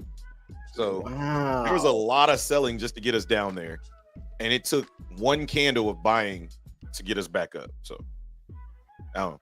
Maybe we sell off. I don't know, but I'm not gonna be a first seller. Like, nope. You're not gonna bait me into this. No, sir. I mean, look at everything. Everything's falling. It's like NQ is literally holding still until the stock market wakes up. Once the stocks wake up, NQ is gonna go nuts because it hasn't moved, and all of the stocks are selling off. That's the problem. I'm sitting here watching all the rest of the stocks, and NQ just continues to push. So and Q's pushing. I mean, if you want to call ES a push, it's pushing. It's pushing. It's pushing. Just not. You always try to lump ES in there. Don't be trying to get ES no credit. If you weren't trading ES, you would call it like it is. You say ES is trash today. No, I admitted ES was trash today. It's pushing, just not a lot, but it's pushing. But yeah, every time you go back to ES, it don't ever move. Hey, look, I gotta cover for ES today. Okay, relax. Every time you go back to ES, you be like, "Yeah, I love ES. I'm good." 10-point move. Like, I mean, hey, a 10-point move on 2 contracts of ES is $1,000. That's if you catch it all. It's in a 10-point range. Don't be telling people the other side of the facts. Right. Look, if you catch 10 points, it's $1,000. I agree. But yeah, this is pretty bad over here. I ain't gonna lie. Yeah, it's horrible. Price action. Or I mean, I also haven't taken a trade, but I mean, I took a trade in the pre-market. But if I would have just took that trade and stayed long, I'd have made $2,000. And something told me, I was like, I should just stay long. And then it's like you see that money evaporate. It's like, nope, lock in something. Well, that was on Topstep, right? Mm-hmm. Yeah, so you definitely could have held that one. Yeah, but at the same time, it was early. I was in the shower. Oh, I don't blame you. I don't blame you at all. Yeah, I could have just went to break even. I would have never got stopped out. At 271 was my entry. I sold at 291. So I sold on this pullback right here. we came all the way back down to 281. So within 10 points of my entry, and then we just rallied straight to my VIX target. Has not lied today though. No, the VIX been telling the truth off, and whole we time. continue to push up. Even with the stock selling off, like it hasn't mattered. The VIX continues to move down, and which tells you that somebody's still filling a buy position. Yeah, I'll be right back. Okay. Yeah, guys, it for me again. Trust me when I tell you, I understand fully where you can take a trade. Right where I drew this line, right? Understanding the structure of the market. That's either, hey, let's see if we break this to go to the downside, or it's a good entry to take the market long. I'm just not interested. I'm not interested in this volatility. I'm kind of like whoever said in the chat, like these candles moving so slow gives me anxiety. It's like it doesn't make me sure that we're going to continue to push. It makes me feel like at any time we can get an irky jerky move straight back down. So I like to trade when the supermarket is full, not when the supermarket is empty, right? Like there's Carmine Risotto, the guy I was selling that I wanted to try to get on the show, he made an analogy of the market to being a thief in a supermarket, right? Like if you're trying to steal from the supermarket when the supermarket is empty, it makes it pretty difficult to steal. But if the supermarket is full with a bunch of participants, right, then it's very, very simple to take money away from the market. I like to trade in markets that have a lot of participants, so the market doesn't miss the money that I'm trying to take from it, right? Right now, the participants are down. You can tell that just by looking at the volume. It's not to say that you can't make money. Absolutely, you can make money. It's just not the way that I like to trade, so I just pass. This may be the actual short coming in, but not looking at this tape. All right, more trap buyers up there at 1380 though. That's that same level. Bet you that's the high over here. Yep, 1380, 1384. They just added another 13 trap buyers. Maybe 13 is the lucky number.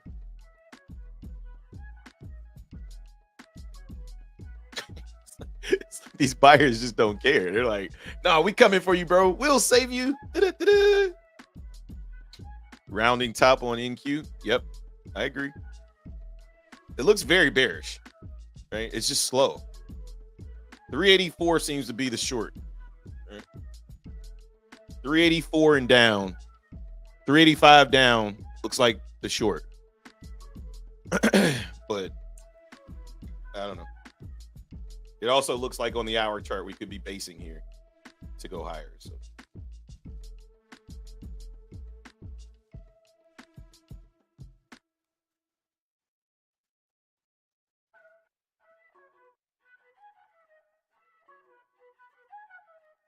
all right, let's change the music. Let's see. Can't wake me back up. I'm about to go back to bed on this market. Yeah, it's been pretty bad. It's been pretty bad.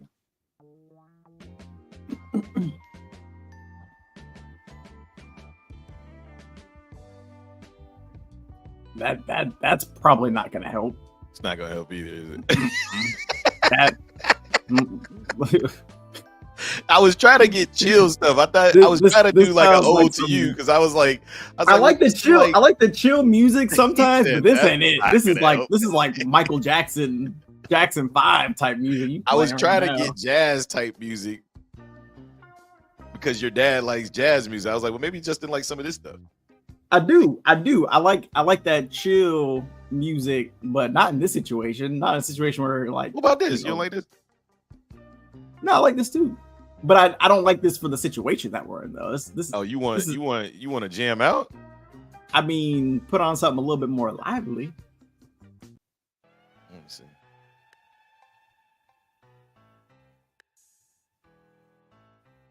Let's see what this is. DJ T Hobbs. That's what I like.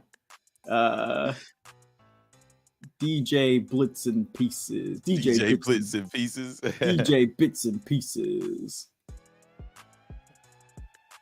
This fire, I like this. And here come the Bulls coming right back.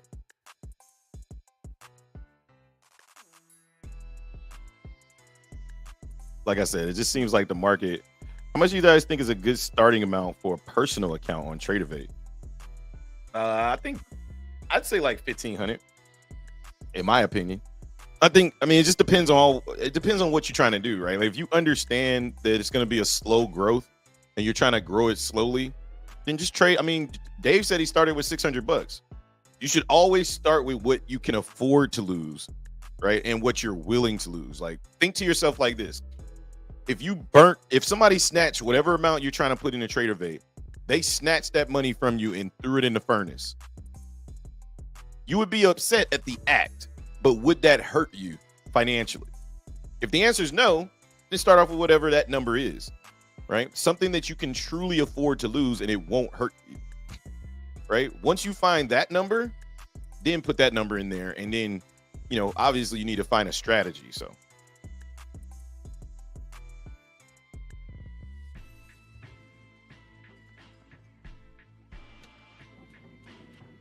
one contract, maybe two on NQ.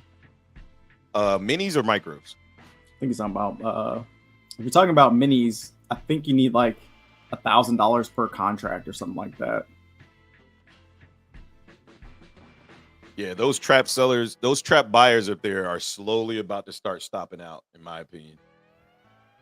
They are just not getting rewarded at the 80s.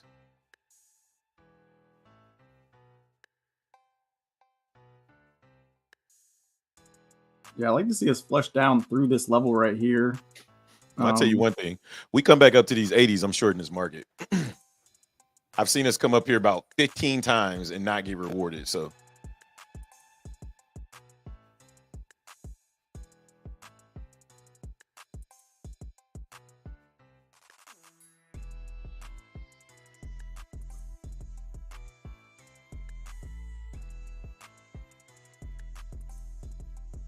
boom, boom, boom.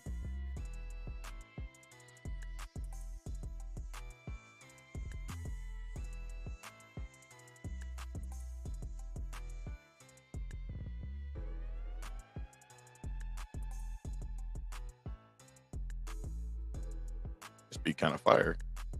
Mm-hmm. Ain't mad at this one.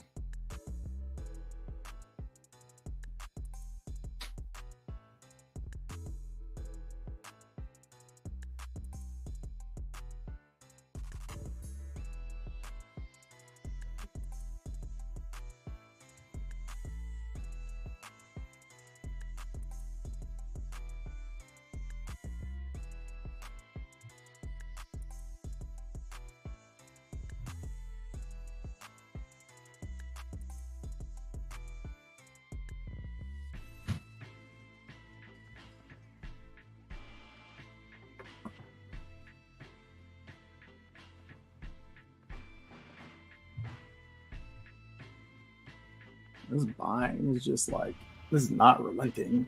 They just won't quit. I just want to see what happens right here.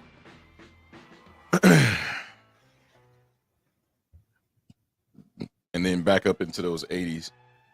Yeah, see, because now Microsoft is catching a little bit of a bid. So is Amazon. Yeah, maybe they stopped out enough buyers or enough sellers.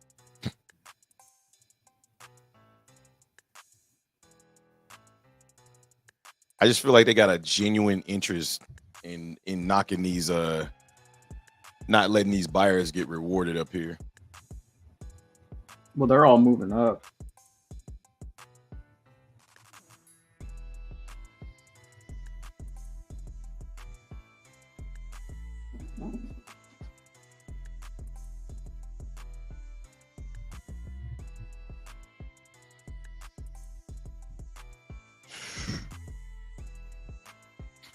Bear down, baby.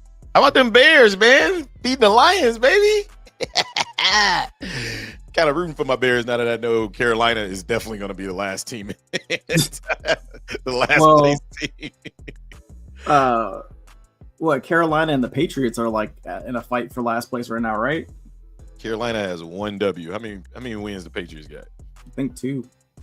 Oh, well, yeah, I guess. I think they play each other too. All right, here's that 1380 level. If we just straight up flush right through this, then I'll leave this alone. But if we reject this one more time, I'm gonna freaking short this market. But these bulls look strong. Very, very, very, very strong. Oh, looks like those 80s are about to get rewarded. Yeah, the market's starting to move back up.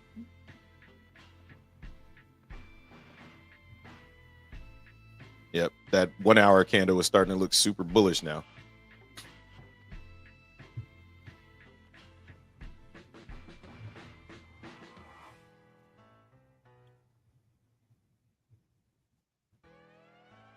This is that level though. Like this is the area where those buyers are potentially trapped. So I want to see what happens up here. Yeah, the entire market's moving up, and I bet you VIX is still coming down. It's nuts, man. It's absolutely nuts.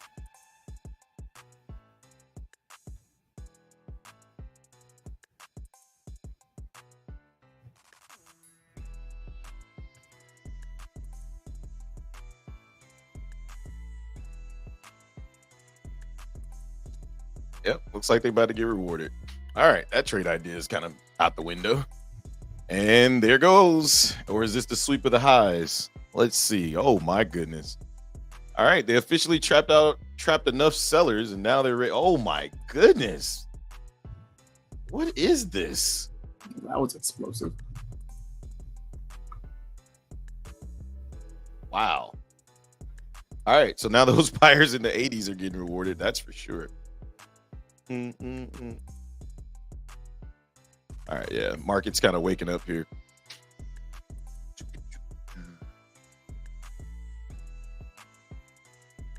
Very explosive, very explosive. There's a lot of consolidation that happened down here, so this is definitely a basing area for the market here.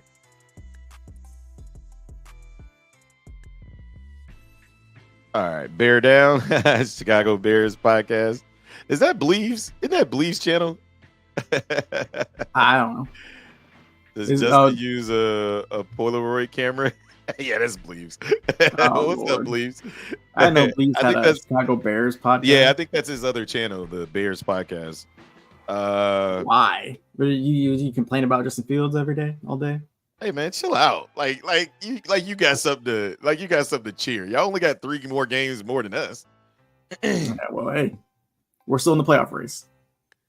I cannot wait till y'all get this next L so you can just shut up. So I can just don't. Them Cowboys looked real scary last night against some Eagles. So yeah, I don't have to hear your hopium anymore. You're going to stick to 1 contract, maybe 2. That's why prop firms are so nice. When Apex runs their 90% off sale, it's $18 for $50K. Yeah, that's when I go load up City, baby. I'm an old school underground type real hip hop head, but if y'all need some instrumentals, I mess with Lethal Needle on YouTube. He got beats. We do Epidemic Sound. Are they copyright free though? Yeah, they got to be copyright free. Oh, speaking of, are we monetized yet? No.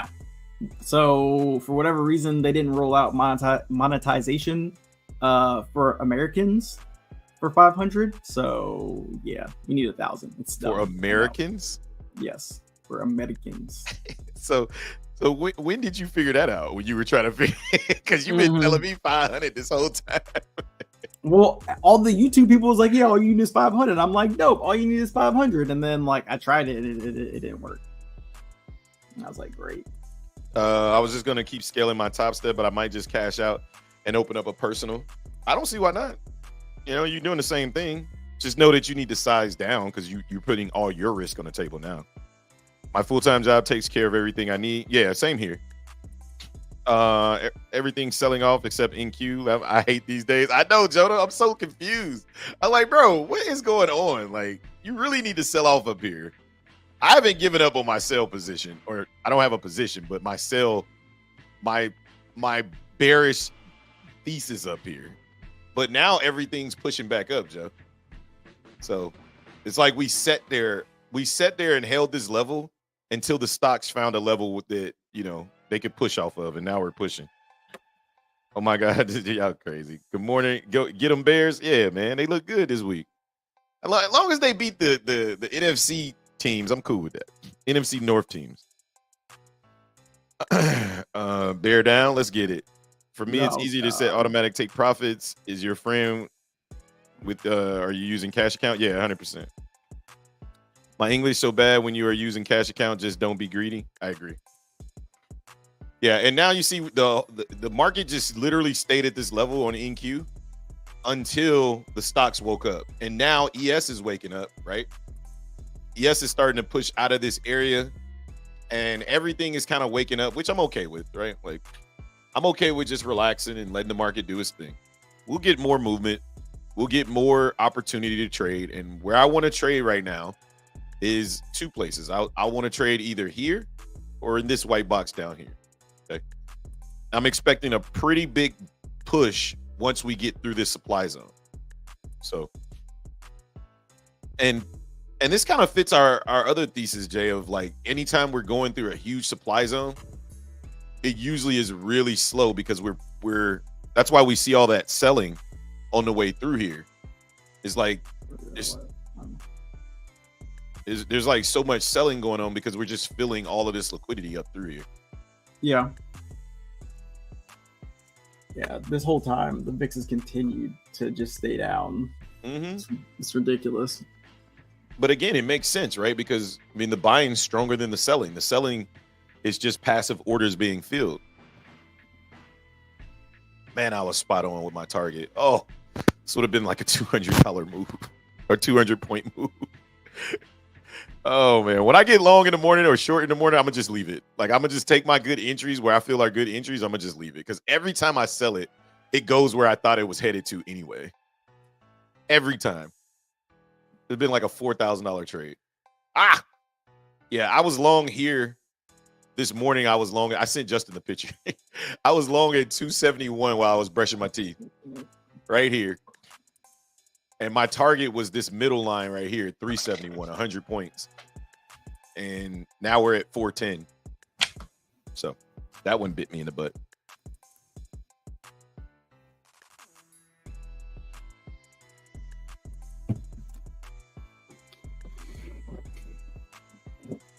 Yeah, it's definitely been a tough day today, that's for sure. I wouldn't necessarily say tough. I'd just say slow. It wasn't tough to trade. It's just there's been no pullbacks to get in where I would want to get in at. So I think we'll get one once we get out of this, once we break this high. Because we didn't pull back on the previous high. So I'm hoping we pull back on this high so I can take a long position back to the upside. So hoping we push out of this aggressively. One more candle on the 5 minute. So for me, what I like to do over here, and you guys can adopt this strategy as your own or whatever, I don't care. Right?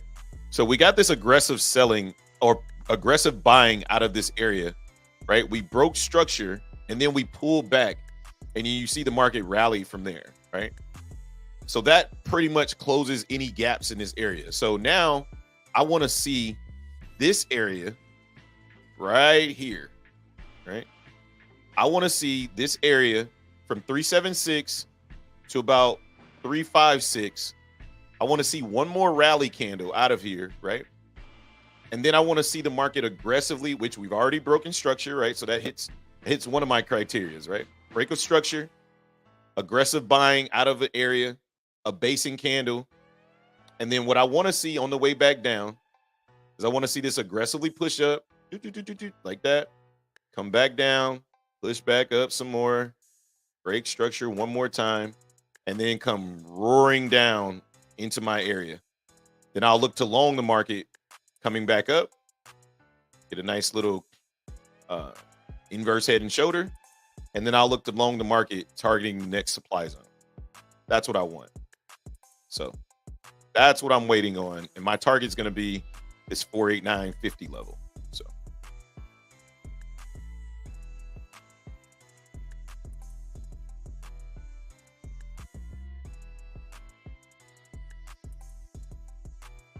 boom, boom, boom.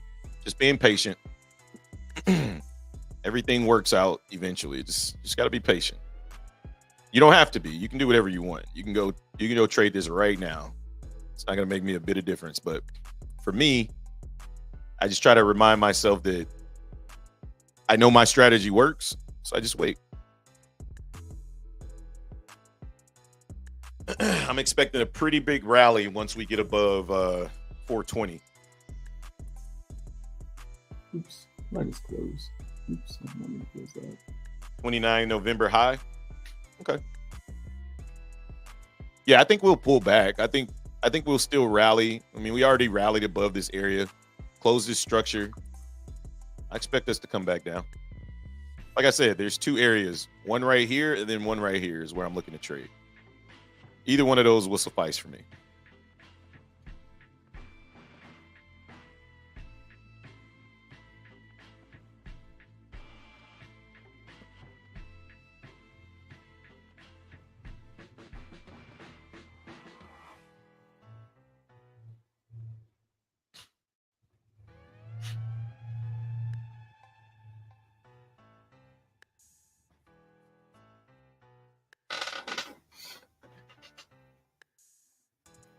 Oops.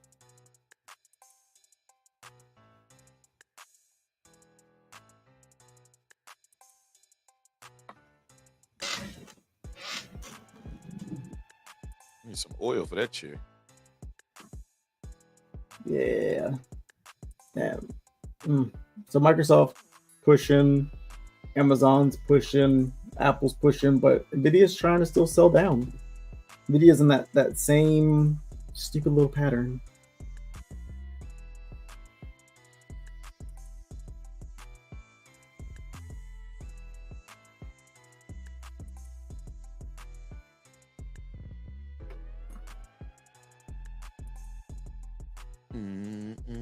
But the VIX continues to just hold these lows. It's nuts.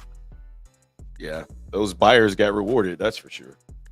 Down there in the 80s, they're up 20 points from that area.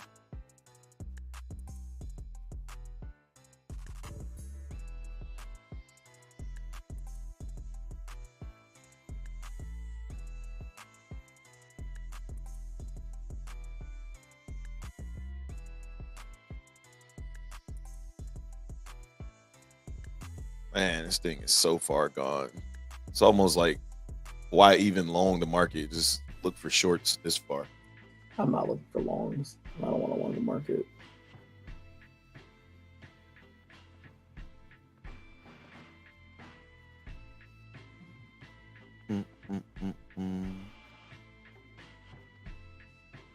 This volatility is dead.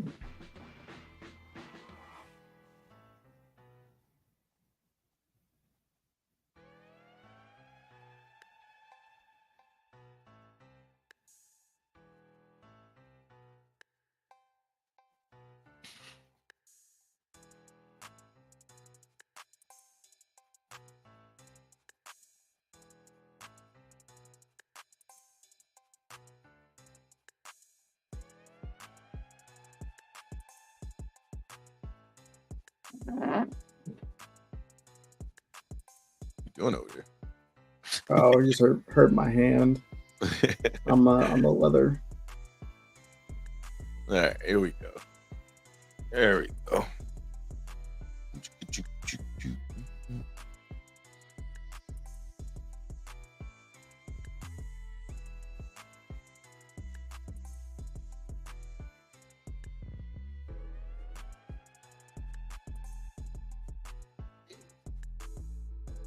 ES is finally above prior day high.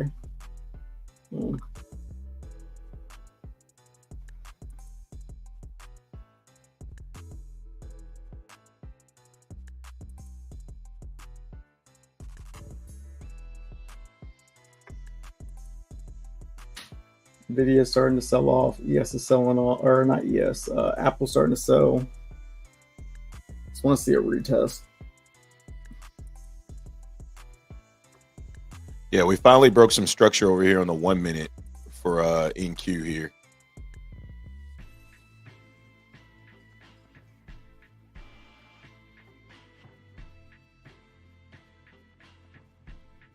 I do like it.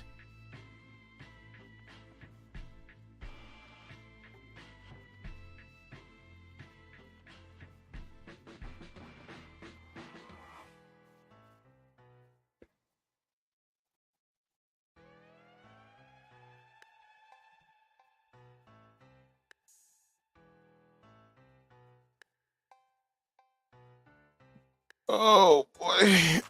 This has been very, very, very, very, very boring. Mhm.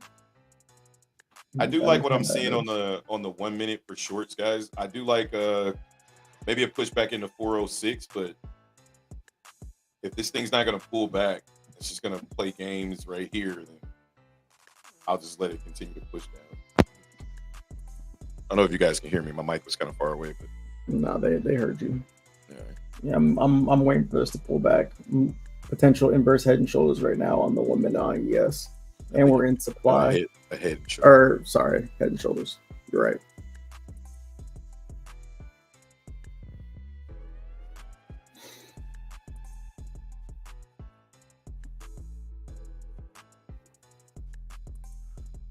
Oh boy. Just waiting to see. The voice of power. Would you say major area at 380? Yeah, 380 is where those buyers came into the market. I'm looking to long the market back up, but if we can get a retest here, then this will be probably the best time to short the market. I'm not even moving, and my shit's making this weird. Is that my mic or your mic? That's your mic. There it goes. There you go. My stuff. Sorry. Yeah, so I'm looking here on the 1 minute.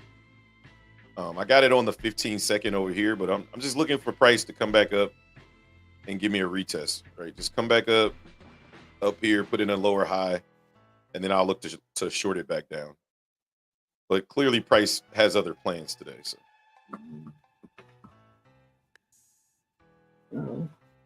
NQ looks a lot different than ES right now.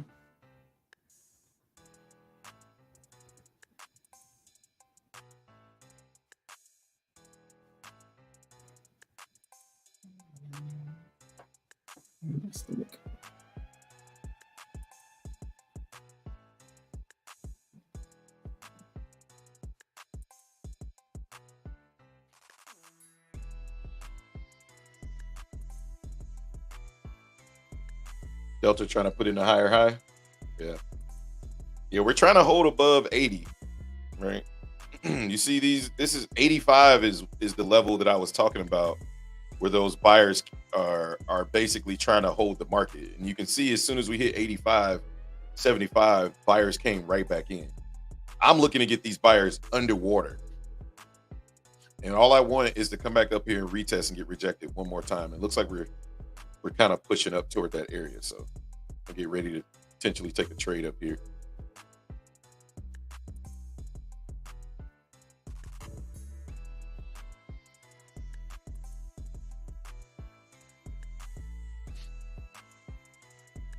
Just to try to confirm this change of character, right? We're getting this bearish bull flag coming back up, which is also good, right? Just want to see this thing come back up and close this gap right here. That's all I want to see. Somewhere in here. Nvidia's trying to sell off, but Apple's trying to push right now. If we can get Apple to sell off with Nvidia and the rest of the stocks kind of start to come down too, I think this should be a nice little sell that ends up happening. That's all I'm waiting on, guys. Just waiting on something to shake that looks like something I would want to trade, right? Something that I can go back and write in my journal and say that was a pretty damn good trade, darn good trade. So that's all I'm waiting on. We need Apple to start to cooperate and sell off.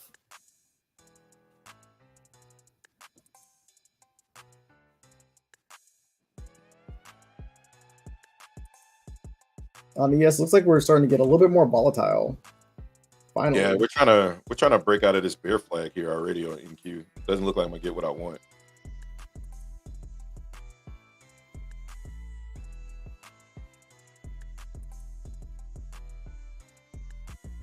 Yeah, everything's starting to move to the downside.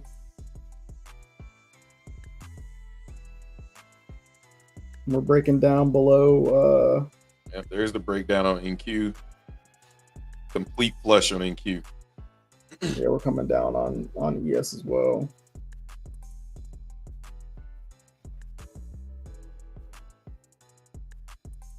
Remember, we got this 5-minute demand zone down here as well. So two trains of thoughts here. Either we flush straight through this area, or we can look to long down here. So market does not look like it's ready to get long. So I'm gonna just let this kind of flush itself out here. I did end up getting short at 4664 because we did get a retest on ES. So right now I'm just looking for this to hold. I'm up about 3 points, was up about 5, but it looks like we're getting a little bit of a bounce at the value area high on the day. Well, let's see. Yeah, that was pretty bullish right there, unfortunately. Let's see if this fails and comes back down, that'd be great.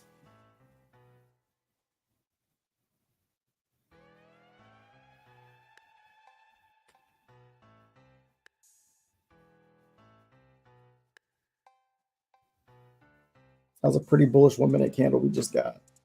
Let's see what happens. See if we come back up.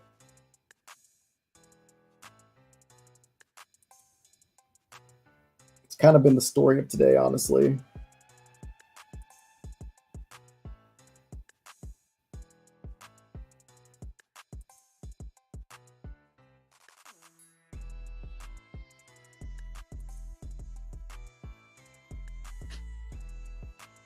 You know, looks like we're going to hold that support right there. Wow.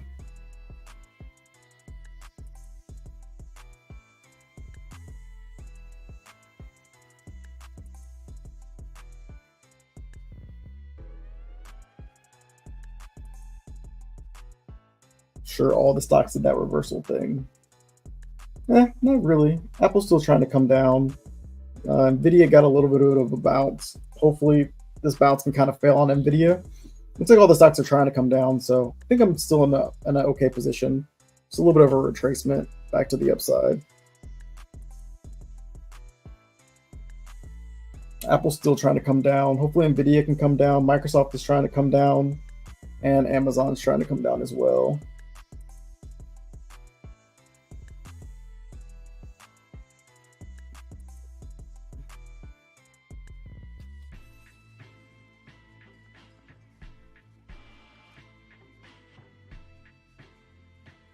See if these sellers can continue.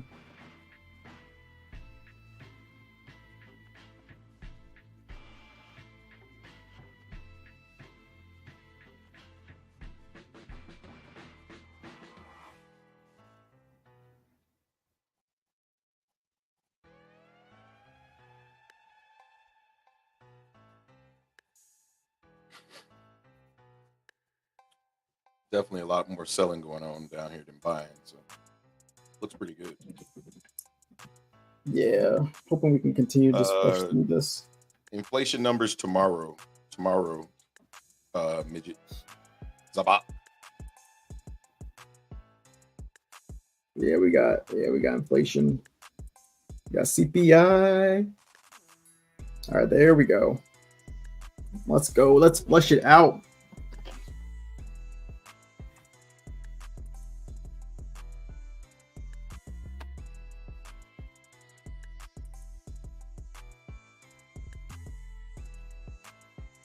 Yeah, they're still holding these lows though. See if we can break these lows.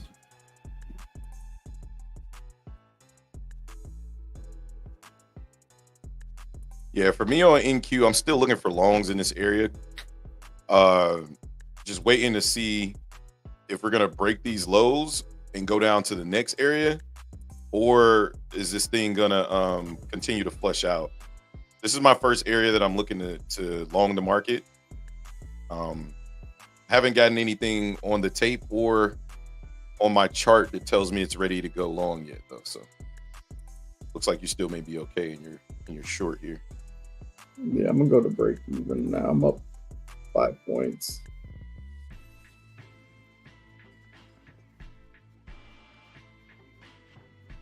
Hoping we can break down here.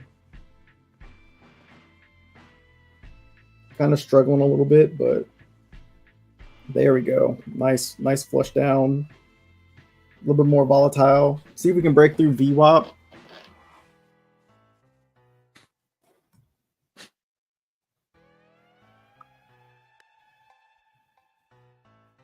I'm up about 7 points right now.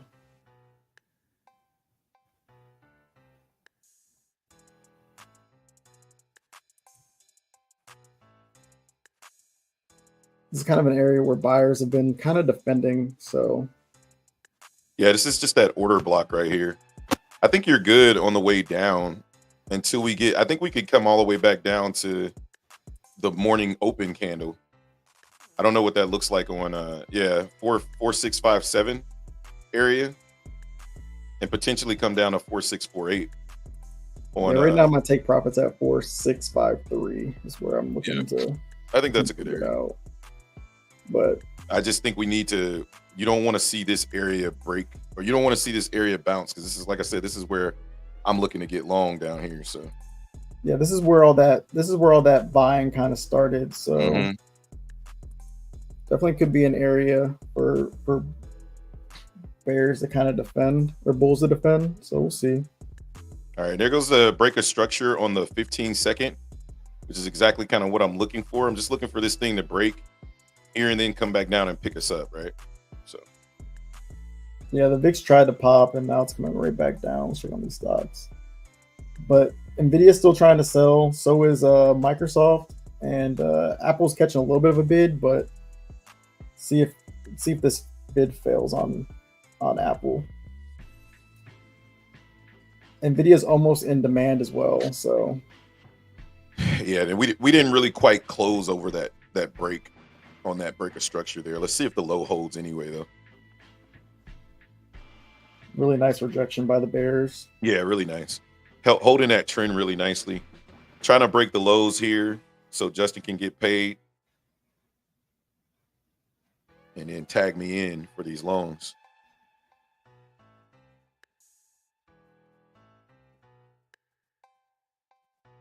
Nope. Breaking the lows here again. Yeah, Apple's still coming down. Nvidia's coming down. Microsoft's coming down, and Amazon. Yeah, it still looks good, I think, for shorts. I think we're in an area where I could long the market, but the market's not agreeing just yet. So good short, though. Really good short. Appreciate it. We didn't get the retest on EQ. You guys got a nice retest on ES, looks like. So all right, I just moved my stop down to 4664 as we continue this sell off down. Nice.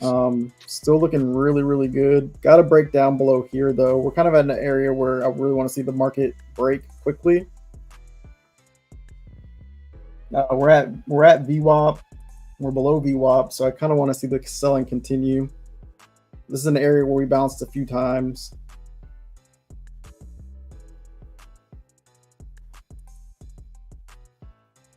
No, the stocks have really been giving me life here. Stocks are making this a lot easier to hold. As I'm looking at the stocks, just kind of reading the stocks. Yeah, that's what I was telling you, bro. Like having those stocks available to you, it just helps as an indicator, right? So yeah, it makes life a lot easier. I won't lie, but I did take 2 trades. I'm down. Well, I'm back to being basically break even on the day. Actually, I'm up about $40. So 2 losses are basically at the moment wiped out by this one win, which is what you want to see when you're trading. You want your wins to be take care of your losses. So yeah, one of the trades I took was probably a really unnecessary loss, honestly. That one I'll go back. It was really unnecessary. Yeah, it was a really unnecessary loss. All right, yeah. For me, we're out of my area, but this is like the last chance for bulls down here to hold this area. If not, we're gonna come down and try to break through VWAP for the to finish off Justin short here. So just kind of waiting for me still. Looks like we're getting a lot of absorption on the tape here, which I like. I just want to see some break of structure and then a pop back, a retest of that break of structure. So this is that 50% retracement area too. So yeah, we're getting a bit of a bounce here. Nvidia is basically touching demand, so kind of aware that Nvidia might look to bounce here. But I would like to see Nvidia continue to sell. Apple's getting a little bit of a bounce as well. Actually, the entire stock market's starting to get a bit of a bounce. But as long as these continue to fail, there's no reason to sell. Yeah, NQ is still failing every time we come up to the previous high. We're still failing to break above it, but we are putting in a new potentially a new low here. So I Oh, mean a new high here, a new okay, higher low on the 15-second. gotcha. Yeah, because NQ still has a far way to drop compared to ES. Yeah, we're coming back up a little bit. Let's check on these stocks still. Yeah, they're all starting to get a little bit of a bounce, so see what happens. I'd like to see them continue to fail so I can continue holding this. A lot of buying on the tape for NQ right at the highs. So let's see this candle close over this high, or if it gets rejected, we'll let it keep going. And again, if you guys are texting in the chat, this is the moment where I talk about us actively looking to take trades or actively being in trades that we're not going to be checking the chat. All right, trying to get that closure over this structure here. You can see market is trying to close above this structure on the 15-second, which it just did. See, we just closed over that structure, which is exactly what I want to see. And now I'm looking to trade the market long if we can come back to this low here and hold. Yeah, meanwhile, NVIDIA is still selling off. It's not selling off super strong right now. It's kind of hitting a little bit of a hiccup, but it's selling off. But the rest of the stocks look like they're trying to move up, so I'm hoping they reject. ES is trying to break down this low. So see, kind of like Hobbs is saying, if this low doesn't break, might be in a little bit of trouble. It's because Amazon got a pretty nice rip there.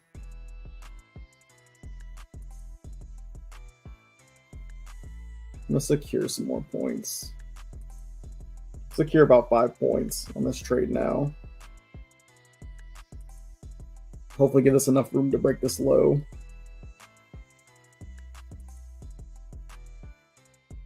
Still not convinced that this is gonna hold. So yeah, Nvidia's trying to sell off. Apple's getting that rejection on its come up. I'm looking to see everything. I'm hoping everything else can kind of get that rejection as well.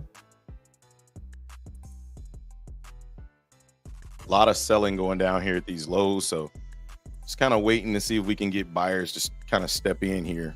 They're not, doesn't look like they're going to. So let's check on VIX. VIX is getting a bit of a rejection. So hopefully we can just get this flush out of the market. All right, I do like that right there.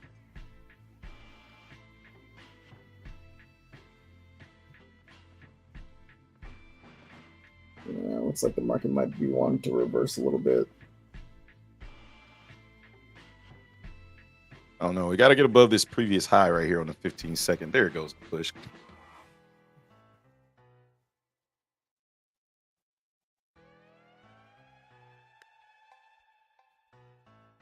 NVIDIA is still moving down though, which makes me feel okay.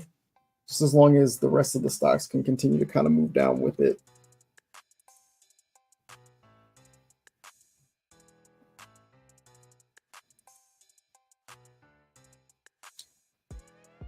Microsoft is coming down. I just need to see Apple. Apple just needs to continue to sell down. It'll be okay. Looks like a 4658 has a good amount of orders. So yeah, I took a long at 632. I'm at break even already. So just because I know this is a pretty dangerous area, I'm already at break even. I'm just gonna see if we can't push out of here. I'm willing to take the break even trade. I'm not willing to take the full loss. So I'm just gonna stay at break even and then see if we can hold these lows.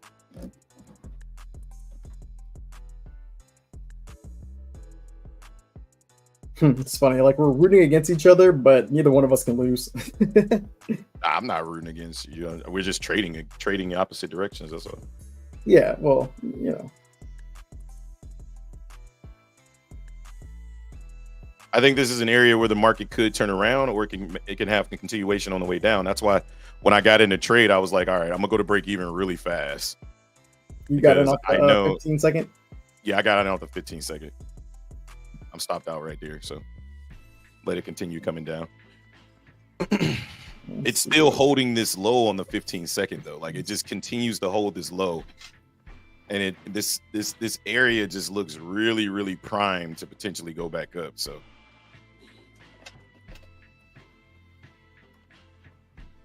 Oops.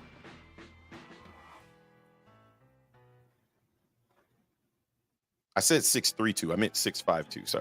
Sorry, guys.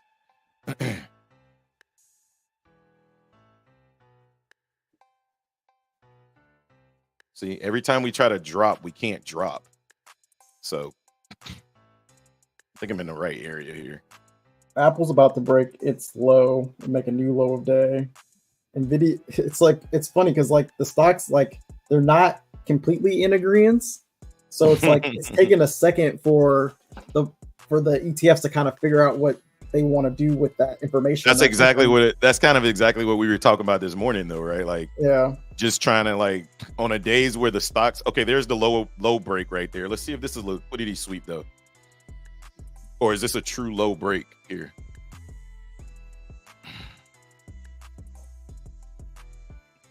Yeah, they're absorbing price down here. Not absorbing, they're sellers are overwhelming buyers right now. So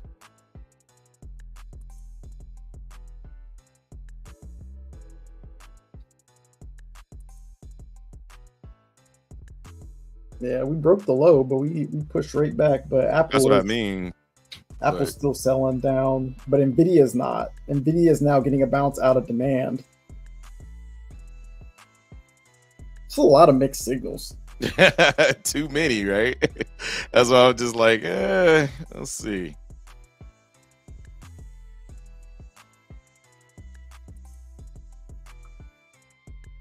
The market's just continuing this downtrend though, so yeah, I'm gonna secure. All right, there's the it's about to come stop me out. So I'm gonna secure 61. So I'm gonna secure like 6 points. Yeah, it's because Nvidia got a pop, but yeah, Nvidia got that pop that I was talking about, and so the market got the same pop.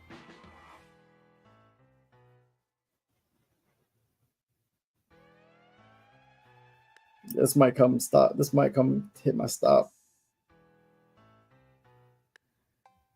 But honestly, with the way Nvidia's popping right now, I think that might be a good. This might be a good area to get out if it goes, because Nvidia's getting a bounce.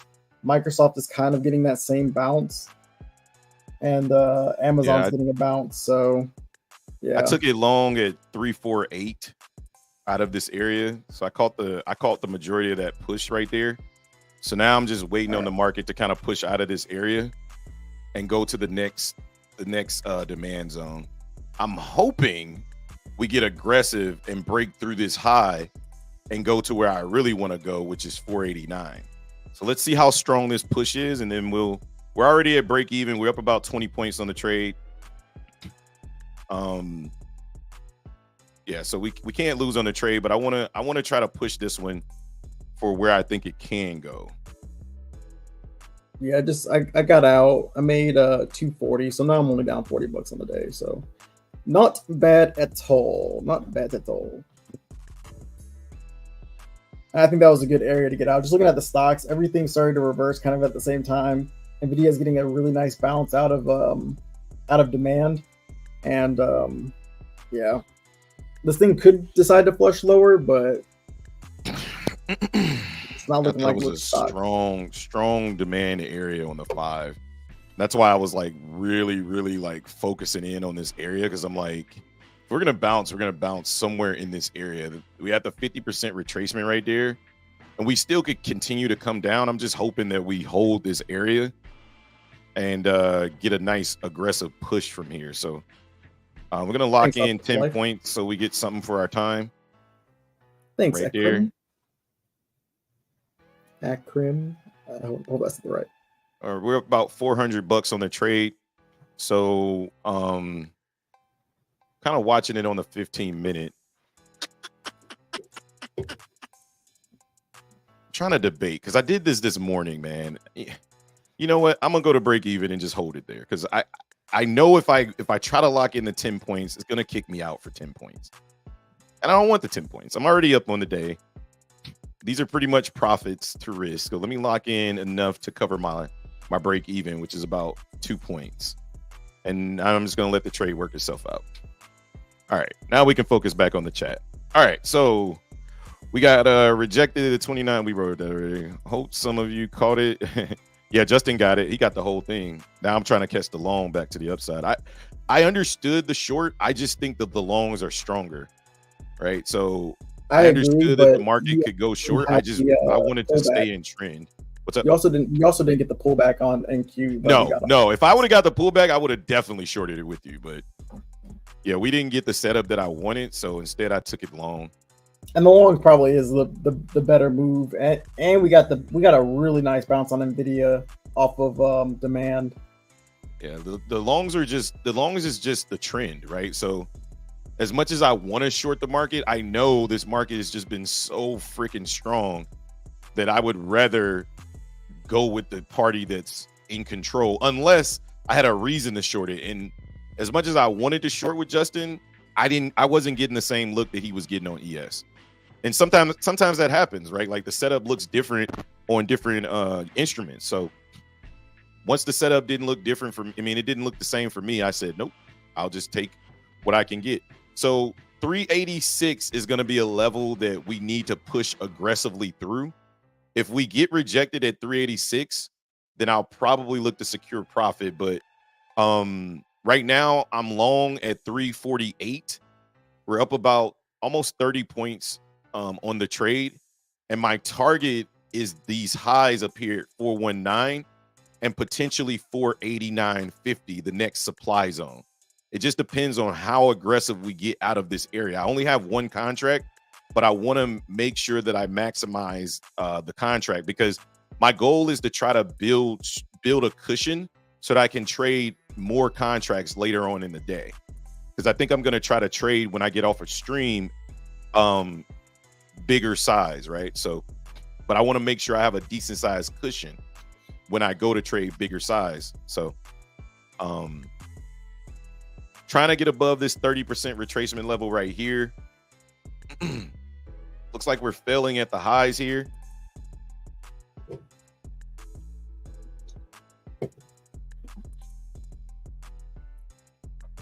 Yeah, it looks like we're rejecting value area high right now on ES. I see it. I'm willing to take the break even. If we give it up, then hey, it is what it is. But every time I don't hold, I end up giving it back. I end up being upset with the trade. So today I have a cushion, right? I traded in the pre-market, so I have a $400 cushion. So even if this trade goes red on me, or not necessarily red, even if I take home minimal amounts of money on this trade, it's still a good trade in my opinion, because my profit target is what I'm trying to hold for, right? Yeah. I mean, you're in the right direction. Like the market is moving up. Yeah. We had a little bit of a rejection there, but I think overall up is probably the move. I don't even think on the higher time frame. I guess NQ technically had a break of structure, but why is the tape going blank? What news is about to drop? There's no news, right? Yeah, no, there's no news. You see the tape just went blank. Did your tape go blank? On NQ, I mean, yeah, liquidity just disappeared. there's just not a lot of strong liquidity on the tape, but it's definitely still average, though. I would say. Don't look at. Just got that liquidity at 352.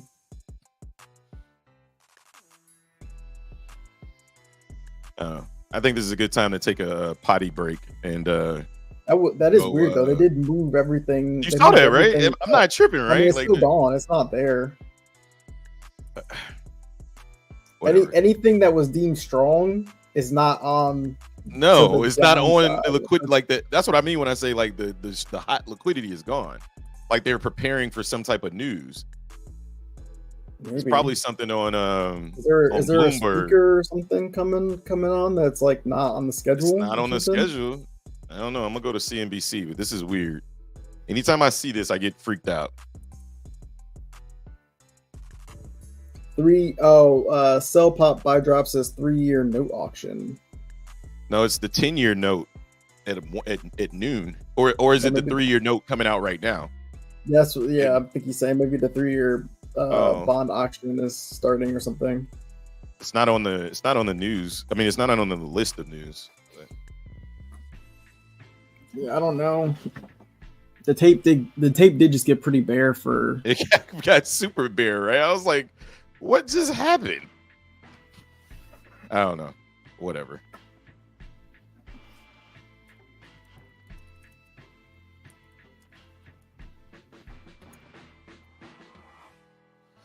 All right, I'll be back. I'm gonna use the restroom real quick. Mm-hmm.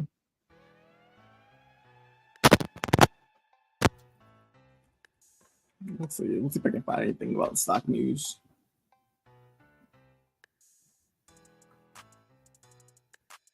Oh shit. Okay, well, oh my bad. I didn't mean to cuss. But apparently, yeah, you were right. Something just hit because the market just dumped out of nowhere. What? Drop it like it's hot. Drop it like it's hot. Drop it like it's hot. Yeah. What was that?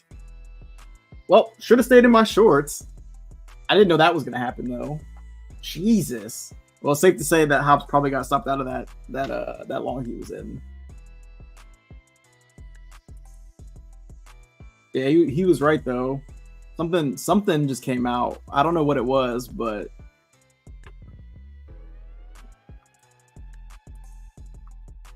I'm glad I didn't hold through that though. I'd have been stopped out regardless. Yeah, you were right. Whatever came out, it was some news that they were waiting for, right? What happened? Oh, Israel. What happened in Israel? I knew something was wrong. I was like, something's wrong. Is that from? They're using words like what? Genocide? Oh, haven't they been using that for that war like this entire time though?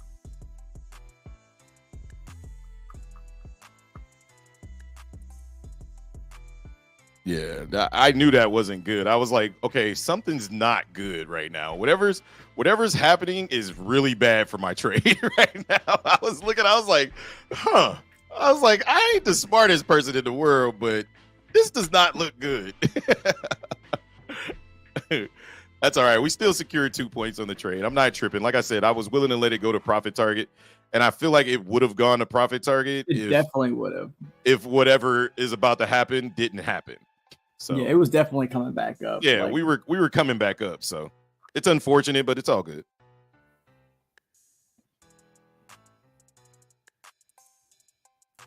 I thought they had a ceasefire going on in Israel and Hamas. Molly, you said the Israel president's coming on. Netanyahu, was that his name? Netanyahu. Yeah, it's like Netanyahu or something like that. Oh, Biden is speaking. Biden Oh is man, speaking. y'all should have told me that. I'd have cut my trade off. Look, if I'd have known it was Biden speaking, I'd have been like, cut, get out. It was Biden. Okay.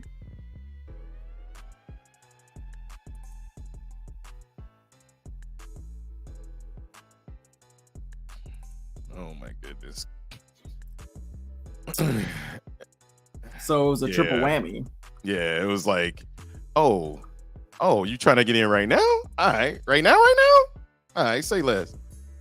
We got something for you.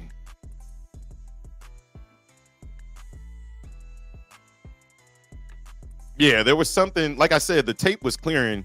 I should have just got out of my position, but I thought it was clearing for a good reason for me, but I should have known better. I should have known. When the tape clears and you don't know what it's clearing for, you cleared away too. You should get out. Yeah.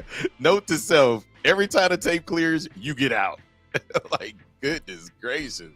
Z said, I think they are trying to eradicate the term genocide. Spelling probably wrong. I know what you was trying to say, Z. I got you. Yo, when that tape cleared, I was like, yo, is anybody else seeing this or nah? Because I thought you was playing around. No, but I was watching the tape. I'm like, guys, somebody tell me something. The tape they pulled them orders too. They pulled those orders. That was weird. The 53 orders that was down there that I was telling you, they pulled them before it got there. Yeah. They was like, yeah, nope. Bro, they pulled the rug on my trade. They was like, nah, B, you stupid. Stay in there if you want to. which means our market's about to flush. Which also means I should have stayed in my short. That was a hard. But I wouldn't have known. There's no way I would have known. I wouldn't have stayed. Let's be honest. You managed the trade properly, and so did I. Like, I managed my trade, but I didn't know that we were gonna get a 30-point sell off in a matter of seconds. So the VIX is coming straight down still. The dollar's pushing up a little bit, but not aggressively. Let me take a look at the stocks here. VIX is still coming down though. Yeah, and the stocks are still coming down, but now I don't know, man. The VIX needs to do something. Like the VIX is doing something. It's coming down. It's just we're double bottoming down here too.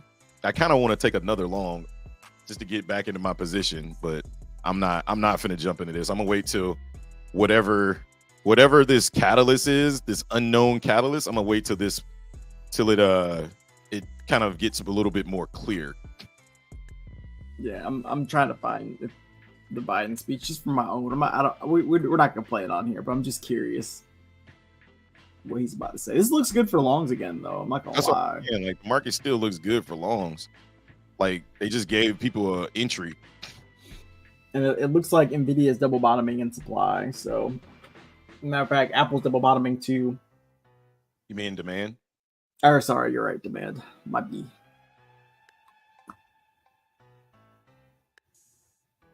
Yeah, this is looking like another. If this goes right back to my profit target, I'm gonna be so pissed. They literally just cleared the book to get. I said pissed. That's not a cuss word. Oh, okay. This is not a cuss word. How is that a cuss word? This is 100% a cuss word. No, it's not. If my daughter said piss in daycare, she would get in trouble. Yeah, there you go. It's not a cuss word. We said no cussing. Thank you, Malik, for chat. It's once. On you. Chat. It's on you. You go snitch. Is chat a cuss word or nah?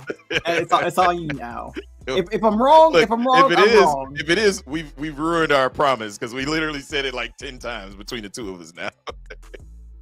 He said, "Chat, it's on you. You decide. You be the judge, chat." Yeah, the longs are coming in real nice right now. I know you got back in, didn't you? I did. I know you did. We were in an area on ES for me to get. We were in an area for me both times, but they swept me out of the first one. So I'm like, nah, man, give me my position back. It's just that wasn't fair. Nice. It's a VWAP tap on NQ. Yeah, I'm at break even, man. So I'm doing the same thing I did before. I'm literally at almost the same level. I'm back in at 49 this time. So I'm at break even again, and I'm gonna let the trade play out because I think we want to go to 489. That's where I think we're headed. 489.50 is where I think we're going. I'm just trying to get in and take the trip. That's it.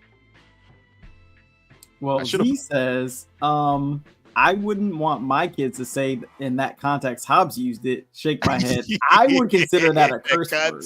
Hobbs used it. Y'all snitching on me? Y'all turning on me, chat? Y'all turning on me, chat? I'm just saying. I would consider that a cuss word. You know what, Z? You fired. You fired, Z. Looks like we could be getting a possible cup and handle here on ES and NQ. Just enough of a handle to take me out of my trade, probably. No, it's holding pretty strong actually. I'm giving it 10 points. So I'm willing to take a loss on this word. You can say crap all you want. Crap is not a cuss word. No, what the crap. Kids say crap all the time. It's not crappity crap. Yeah, no, I agree. I think piss is a cuss word. I'm just giving Justin crap. I hate you. I'm just giving Justin crap on whether or not. Yeah, because if he was here earlier, you would know. Yeah. Because I told him basically when he said a cuss word, he's like, "Well, I don't consider this and this a cuss word." I was like, "Well, would you be upset if your kid said it at daycare?" He was like, "Darn it." I was like, "Yeah." So yeah, I would be upset if my kid said crap at daycare. So you be sad. You be. I mean, if mad they said pissed at daycare, sorry. Okay, yeah, I'm about to say if my kids had crap, I wouldn't worry about that. That's fine. Got to get stopped out again. It's just does not want to go. Z said, "You Trump now, Hobbs? Is this The Apprentice?" Yeah, y'all turn it on me, bro. That show was fire, though. I used to watch The Apprentice all the time. You literally just cussed. I said that show was fire. Oh, I thought you said that ish was fire. No, I said that show was fire. All right, we're stopped out again. You know what? The market just don't like me today, bro. Like we just not feeling each other today. I'm pretty much done trading. I took 2 losses and 1 win that basically made up for my loss, and I'm very, very pleased with that. We're just in a massive range right now. I just keep taking break-even trades. I feel like this market wants to push up from here, but it just wants to continue to take my liquidity before it goes up. Yeah, that's fair. That's all it's doing. Like I feel like that's all we keep doing is taking my break even and then going right back up. So I'm about to start scalping it for $200, and every time it pull back, just take it. If you look at ES on the 5 minute, it looks like we're creating a head and shoulders pattern on the 5.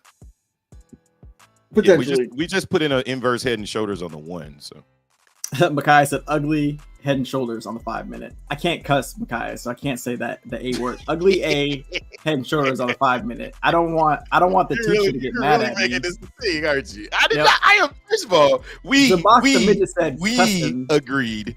We agreed that we would stop cussing. Not just me. We did agree. But the preacher in the pulpit down below me is definitely keeping me from saying certain things. So, like I said before, it's an ugly A head and shoulders. Yeah, it's an ugly A head and shoulders, right? I'm taking my $100. I'm out. This trade getting on my nerve. I gave back 400. I gave back 300. I'm not giving back nothing else. This market getting on my nerve. Krim said, if it is a cuss word, my mom is flaming me every day and I didn't know. Got him. Yeah, you did try. You tried, but I was on it. I almost said it to Makai. I was like, wait, no, let me make a joke out of this. Yeah, I'm really upset with whatever this news is. I'm really upset with it. I feel like my trade was going exactly how I wanted it to go. I came back. It's funny is I went to go use the restroom and I heard Justin go, "Oh!" I said, "Well, my trade's dead." I did not expect to drop that. I literally heard you from my headphones in my bathroom that's down the hall. I heard, "Oh!" I said, "Yep, well, we're cooked." I said, "We're cooked." There's a 90% chance that I'm coming back to a broken trade. That was the O of death. That 100%. That was definitely not a good O. I was like, well, there's a bunch of O's that Justin gives, but I feel like that one is the one that I'm gonna come back to destroy trade for the context of that O fit perfectly because you literally was like the tape is clear. I didn't believe you because I'm looking at you like don't look clear. I was like something was up. Nah, he's kind of right. The tape cleared, and so you should have known that O was not a good O. I definitely felt like it wasn't a good O. It felt like it was 1000% a bad O. It was a bad O. Carlos said the trolling game is on point. Yeah, the market is trolling everybody. For real. Yeah, my emotions are. I'm not gonna lie. I took that second unnecessary loss, and my emotions were a little bit heightened just because I was annoyed with how slow the market was moving. I told you that's why I didn't even look at TradeEvade. I was like, I'm not even gonna look at TradeEvade during this because I already know I'm gonna get bored. I'm gonna see something that I think I see, and I'm gonna take it, and it's gonna I'm gonna lose, and then it's just gonna upset me the rest of the day. Kind of like when this market goes long right here out of this area. Are we getting an inverse head and shoulders now? Yes. That's what we're saying? That's what I said. Oh. I said there's an inverse head and shoulder on the 1 minute. It's ugly A inverse head and shoulders. But it's ugly. Yeah. I don't know. I'm either one of these could play. I'm happy I survived today. Let's put it that way. I survived today, only down $40. I'm about to make a t-shirt. I'm happy I survived the market today. Look at this drop. Yeah, actually, the 5 minute does kind of look nice for longs right now. I'm not gonna lie. I'm not gonna take it, but it does look nice. Swag addict. Hey, swag addict. Look back at it with a raccoon says, we got a solid uptrend on the 15. Oh, I'm ready for these longs. Okay. And then Tommy getting made Says looking to go long around 16,100 on NQ. I like 16,310 for the next long opportunity. 16,310 looks good for longs in my opinion, but I want this thing to really sell off at. Well, wait, Tommy getting made. Are you on the old contract or? He's probably on the old contract. Yeah, about to say because 16,100 is nowhere close to the new contract. So yeah, he's probably on the. You might be looking at the old one. We both switched over to the new contracts. I think. I knew you was gonna switch once you saw Bookmap this morning. I was like, he'll be over. I actually didn't know that Bookmap had switched, but you can check the volume on the contracts, and for whatever reason, everybody switched over to the new contract early. So that's why I switched over because there's more volume on this contract. So I was like, okay. Normally people wait till like the last minute, and that could be the other thing too. Is the rollover might be affecting the market as well because people have to roll over from the old contract to the new one. So that's true. That means people are selling positions, getting into new positions on the new contract. So, yeah, that could be affecting the market. But you're good, Tommy. You're good. Z said went long at 16,333. Oh, that's a really good long, really good entry. Really good entry. I think that's where I was. I don't even remember where I was long at. Yeah, you like ticked the bottom. Yeah, you basically got the bottom. Or bottom ticked the bottom. Hey Z, did you change your contract size? Are you no longer trading minis? Did you get on the micros, or are you still just sticking out with the whole mini? Yeah, it looks like this inverse head and shoulders is about to play out pretty nicely in print. I don't know. These sellers are trying, at least on ES, probably the same on EQ. 15-minute looks bullish. It does look bullish, Makai. The market's been looking bullish all day, other than this candle. It's just been slow. That's it. Yeah.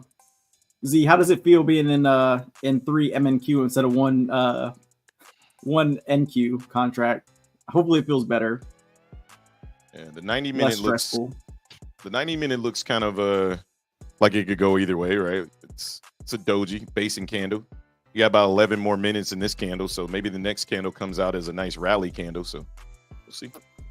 Yeah, I think the market wants to push. Honestly, I kind of don't want to take this trade, but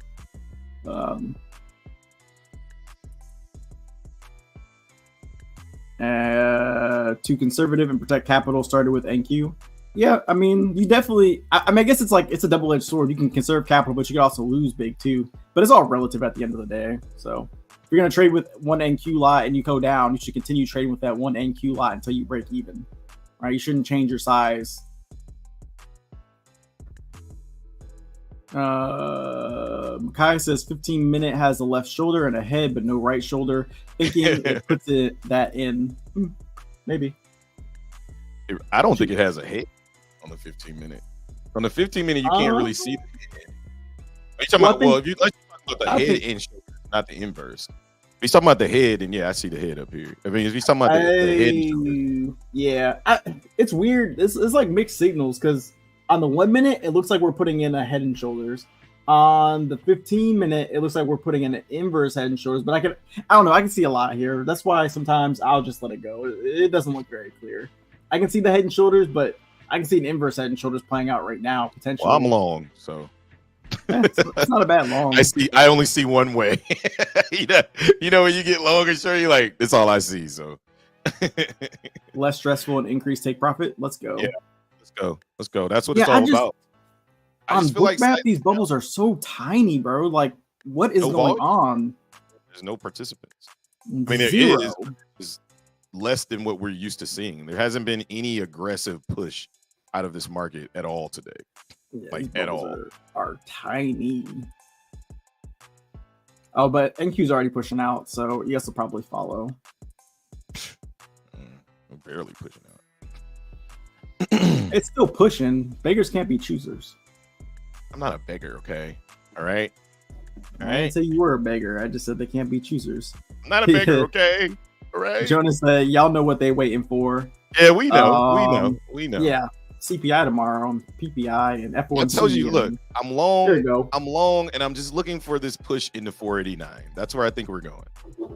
And I think we gotta get back into the 400s, get above 412. I think we'll push into 489 heading into noon when we get that 10-year read on the auctions.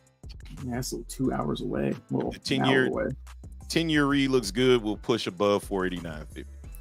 And I'll be sitting in this trade. Good old VIX is still coming down. So VIX has had literally no chill. Bro, we have a red bubble that's going up right now on the book map. Like there's so many big signals right now. The bubble is big as heck, red, and it's pushing up. Yeah. And now it's pushing back. All right. Nvidia's consolidating, but it's trying to push out of its consolidation. So is Apple. This 3-hour demand or 4-hour demand zone on Nvidia for the win because we have bounced and we have not gone down any lower. If I get tapped for break even one more time, we'll lose it. I really like how VIX has picked a direction to come down, and ES and NQ are like, we don't care. But we'll just do what we want to do today. You give us certainty, VIX, but not anything else. We're good.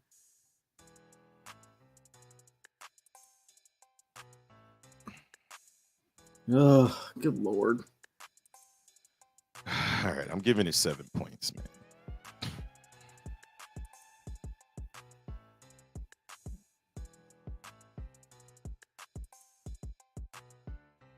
So I think you're good. I think the longs are good.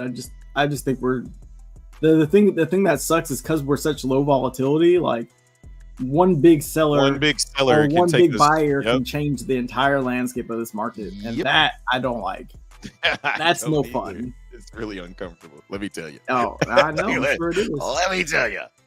But I'm watching Amazon, I'm watching Meta, and I'm watching Microsoft and Apple looking like they want to start to at least get back up to the day high or something. Goodness, just give me anything. Some it's so flat, so strange. Every one of these bubbles on Bookmap. Let me show you Bookmap on NQ. Let me show you how red these bubbles are that are moving up. It's so strange. Look at this. We've been flat. Look at this. They keep going up, but they keep coming up as sell orders. That's actually probably a good thing for you, though. Yes, I know, but it's still scary. It don't feel good. Yeah, I mean, as long as they don't start breaking. Yeah, as long as they don't start breaking to the downside. Yeah, I like that. Look at all of this. Eventually, you'll get a push. Hey, look at the CBD straight down. Yeah, it's coming down. But it's going up. Divergence. It's a divergence. Yeah. It's a huge divergence. We're coming down, but we're going up. Yeah, we'll probably pop. Those are some big A bubbles though. Yeah, they are some big A bubbles.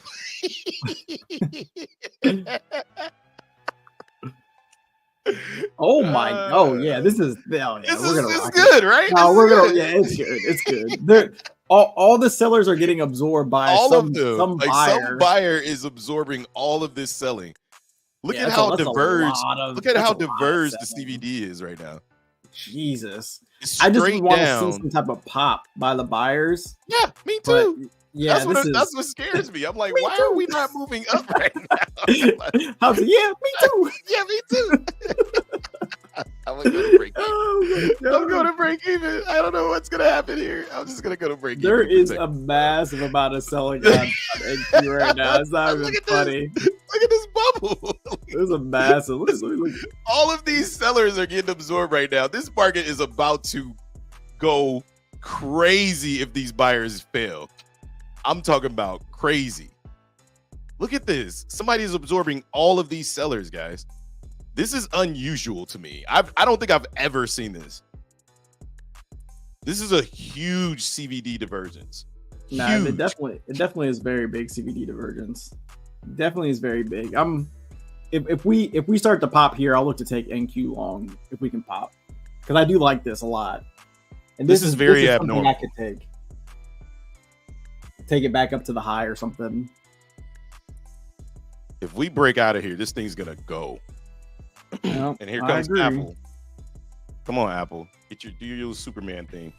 And it's giving really nice structure here. So yeah, I'm looking to take the market long on NQ. I like this setup a lot. As long as we can just pop, I'll take this market long. I won't have to risk a lot either. There's a lot of selling right now. A ton of selling. And it's continued selling. But it's not moving the market down. The market's holding. It's holding very strong.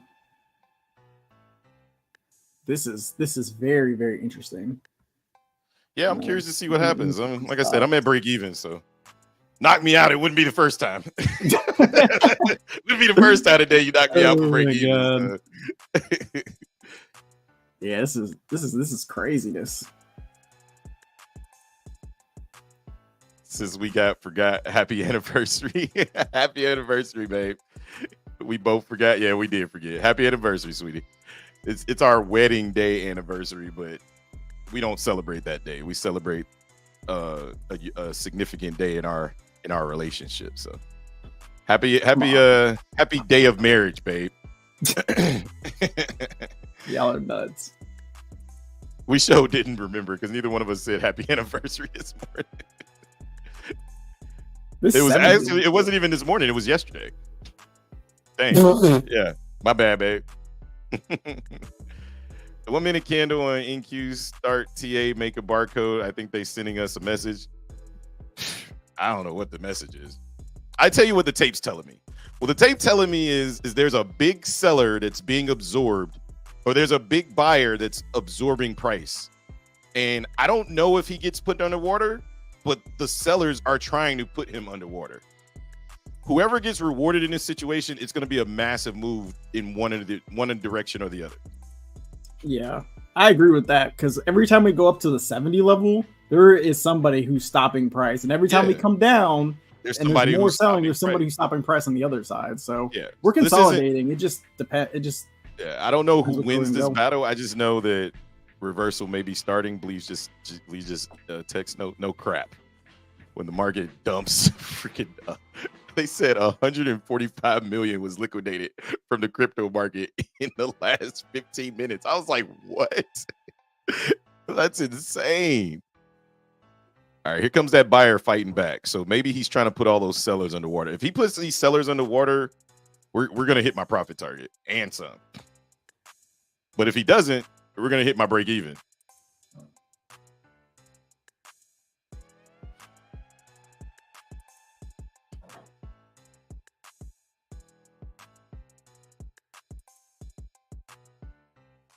Man, this is a failure in both directions, honestly. Yeah, I got long, but that dude might have just faked me out. Did you get long at the top or the bottom? Tell me you didn't get long when we got long at the top. Push. I mean, it wasn't super. I mean, I'm only down like 2 points right now. It's not like. I mean, the range is only like 5 or 6 points. So I'm not tripping whatsoever. I just want to try to get to these highs right here. I think we could return to the highs. I'm gonna be back though. Whoa, Justin's leaving while his trade is on? Oh, snap. I should scare him. I should be like, whoa, like he did me. He'll come running back in here.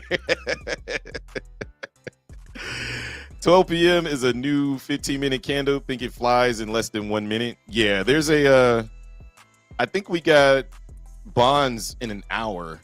So we got a new, like you said, the new 15-minute candle opens in about 22 seconds.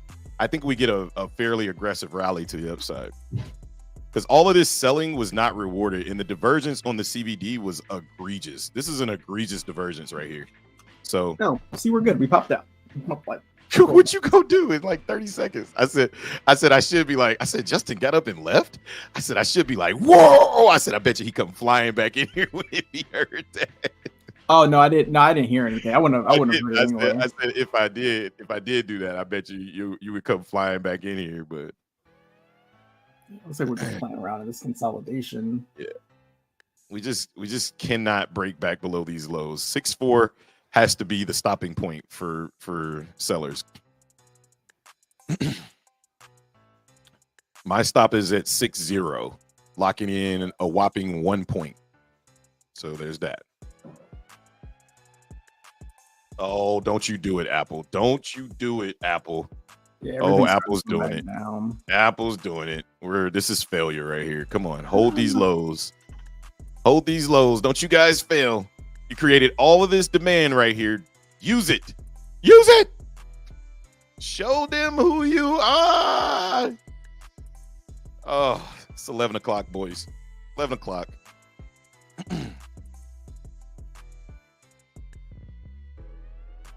The amount of selling at these highs is unbelievable. All right, I just got stopped out. All right, and Yeah, on that note, I'm done. I'm down $100. I'm done for the day. You're next. You're coming for me next. Don't worry. 2 points away. 1 point. Oh, hold it. Hold the 60s. Oh, nope, I'm gone. I'm pretty sure I'm gone. Yep, I'm cooked again. Yep, I'm done. That's like 5 break-even trades, guys. Like, been trying to hold through some of these egregious moves on the market, but I don't know. I don't know. Like, the market just doesn't want to move. But we all know what it is, right? Like, the market's in getting ready for news mode, so it's just going to try to consolidate and steal liquidity. So it looks like a sweep of the lows and then stop us out and then go ham to the upside, which is. I got back in long. When you swept down and came back up, I was like, yeah, this is. I'm officially done trading. I'm down $100. Oh no, I got back in long. Yeah, I saw that liquidity sweep. I was like, all right, I'll give this one more shot because that's a crazy sweep right there. But this might just fail. Nothing's holding. Like everything. Every time we try to sweep or go back up, like you might as well go right to break even or take the $100 because every time we go up, we pop right back down. Every time we go down, we pop right back up. So it's a lot of nothing. So looks like Nvidia's trying to push, Apple's trying to push. We'll see what happens.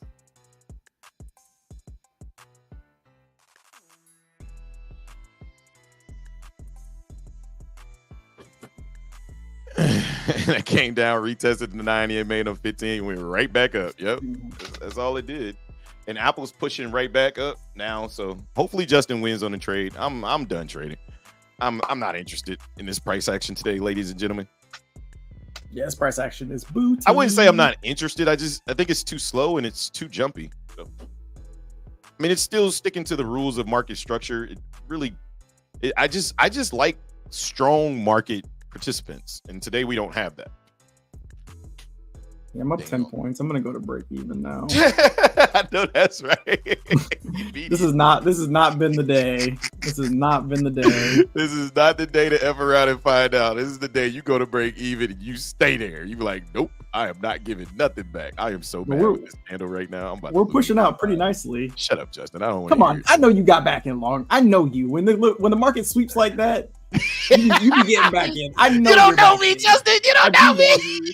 As soon as that, you saw exactly what I saw. You was like, "Yeah, I'm getting back in." I said I was done, but I know you're not done. I know your aim's not done. He said, "I know you ain't pass up that liquidity sweep. You teach this daggone liquidity sweep every day. You darn right I took it long."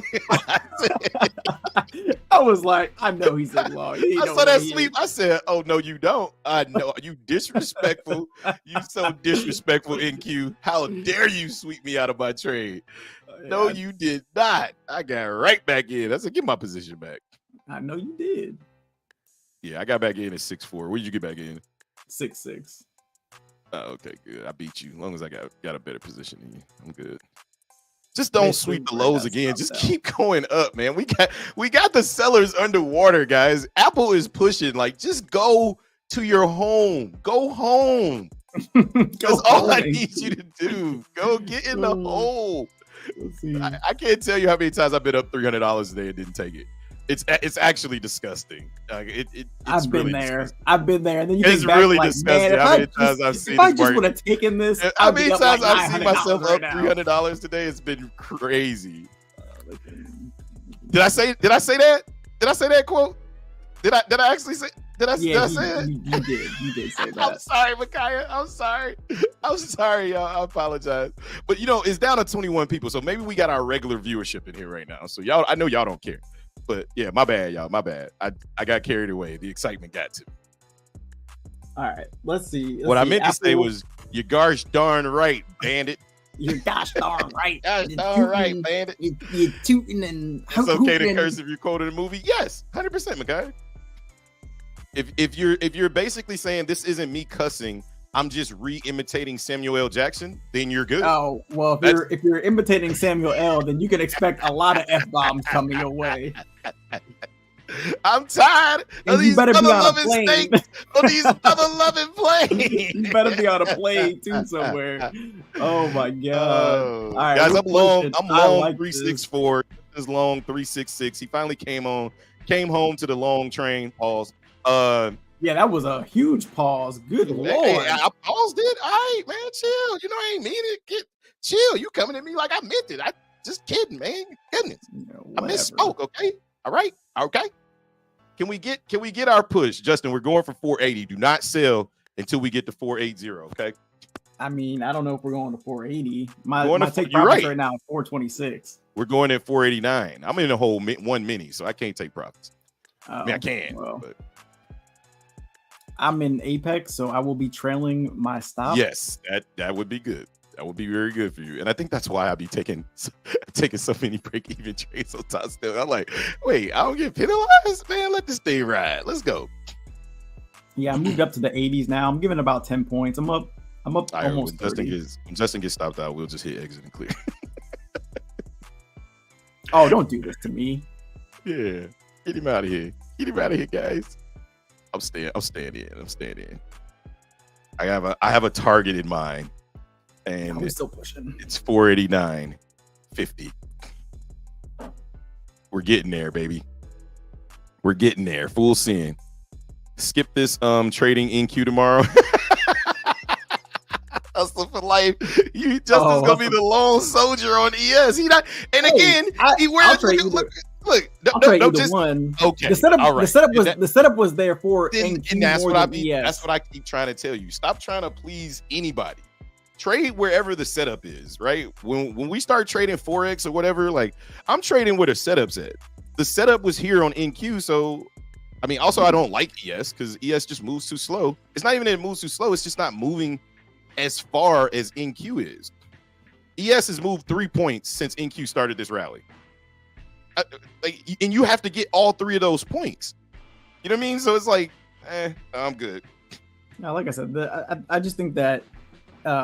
For this particular setup, NQ was a lot easier to read for me than ES, but it looks like I like this area as well to exit my position. I'm gonna lock in to 10 points right there, Micaiah. Expecting this to potentially be the right shoulder right here, but I don't see a reason to sell completely on the tape. The tape still looks in favor of the bulls, so I'm gonna lock in the 75s right there. So locking in about 10 points. I'm at the 82s right now. All right, locking in 80 right there, locking in about 16 points. I'm going to leave it there until we push. If we break the highs, I'll lock in 20 points and then I'll let the trade go from there. I think we're about to break these. I think we're about to break the 90s. Yeah. Well. But Apple and Nvidia have to get over VWAP. It's crazy. NQ never broke the highs. I mean, never broke VWAP. Never broke below VWAP. And now right, there wants goes to the 90 push. Here comes the 90 push.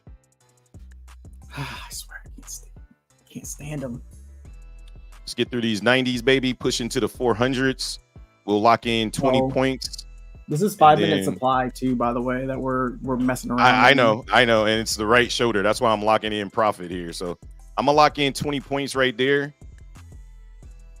Locking in the 85s. All right, now I'm not gonna touch it.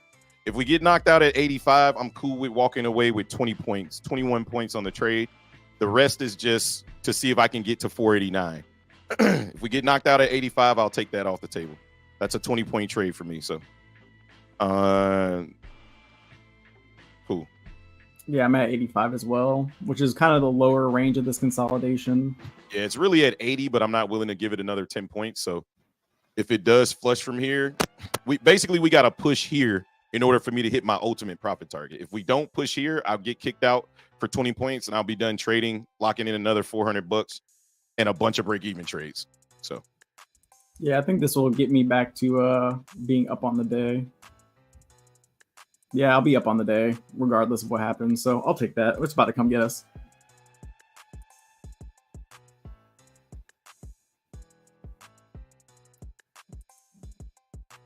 Hoping we can withstand this pullback though. Yeah, we'll see. Because I think we're just consolidating here to go up higher. That was so close. It was. It was. It was literally. It was literally a point. That was so close. The 1 minute looks like we're trying to start putting in lower highs. So let's see. But as long as we hold this low, I think we'll be fine. We're not out the wood. I'm about to say we're not out the woods yet. No, not at all. We could come back down and retest.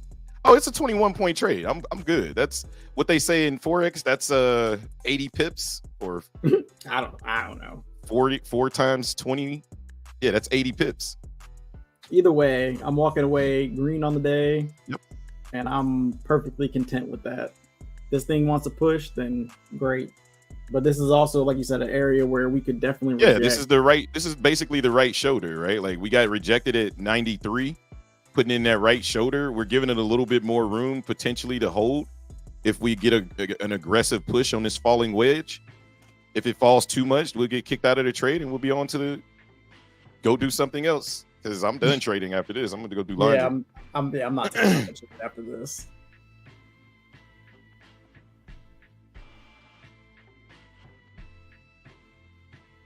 Yeah, this is a dog fight. But that daggone that CVD diversions was so clear. It was spot on. Like, yo, mistimed it from the. Well, I mistimed it from. I didn't mistime it. I was in it. I just if I would have left my stop loss at, yeah, I'd have still been in a trade. If I would have just held my stop loss, I was at break even though. My stop loss was 7 points below where I was in at, so I would have been good. But all right, looks like we're trying to push out now. Yeah, let's break these 90s, baby. Get this 90 push. Let's print some money today. Nvidia is pushing, which is very, very good for the market. There we go. There's the push through. Let's go, baby. Let's see if we can get those 400s. All right, let's break this high above 93. There goes 93 push. There goes the push into the 94s. Oh, that's not good. That was a rejection. All right, I'm locking in 87. You're not coming back to get that. Thank you for another 2 points. All right, trying to hold these 90s. Nvidia's still pushing, and Microsoft is still pushing. But yeah, I do not like that rejection. That rejection was not good. So I'm locking in another 2 points right there. If they want to take me out for the 87s, I'll take. Oh my goodness, these bulls. We're getting pretty touchy. All right, I'm going back to 85. I'm locking in 85. Dang, I should have stayed at 87. You still got a chance. We're at 88. No, I'm good. I'm just messing around. I'm trying to be entertaining here. Okay. Oh, got you. We got 2 points. That was a really nice push up, but dang, that thing got rejected. New 15-minute candle. See how she prints? Yeah, me too. I'm hoping. Oh, nope. I think it's going. God, it's so close. It's so close. It's like we're like, I'm not even watching it. I'm just like, I'm watching the tape. I'm not watching the candles because the candles make me nervous. All right, we got 30 seconds left in this candle. Let's see if we aggressively finish this candle to the upside, so Justin and I can stay in our trade. I'm glad I didn't move my stop to 87 because I was there for like a hot second. Then I just moved it back down to 85 to accept the risk. It just looks so good right now. I look all right. No, it looks good. We just need Apple to decide to cooperate with us. We'll be good. I don't know. I feel like Apple looks better than Nvidia. Nah, Apple got that Nvidia broke its highs. Okay, yeah, I see. I had to stretch it out a little bit. Yeah, Nvidia got the same candle, but we need Apple to push. Apple's trying to push now. If Apple can continue, no, did he get it? Oh, it got me. I just saw it. I was like, no. No. All right, guys, that's it for the show, man. That was fun. That was actually pretty fun to end the day. Ending the day green is never a bad thing. A lot of break-even trades, up about 650 on the day, so not a bad day. Are y'all looking at MNQ? No, I'm trading minis. Justin's trading micros. So yeah, I was looking at MNQ, but I mean it's the same thing. So yeah. short would stop over the last 15-minute high. Yeah, I like shorts. I, look, put it this way: I like shorts temporarily, but just as temporary as the longs are, right? So this is another entry to get long. Yeah, I'm not gonna take it, but it really does look like another entry to get long. But whatever. I'm done trading. I'm closing my trade evade. Good trading day on the day, guys. I hope you learned something. If you didn't learn something, come back tomorrow. Maybe we'll teach you something on that day. That being said, please be sure to tip the barbers on your way out, ladies and gentlemen. My name is T. Hobbs from the Trader Shop. That guy over there is Jay Seals, and we'll catch you guys on the next one, man.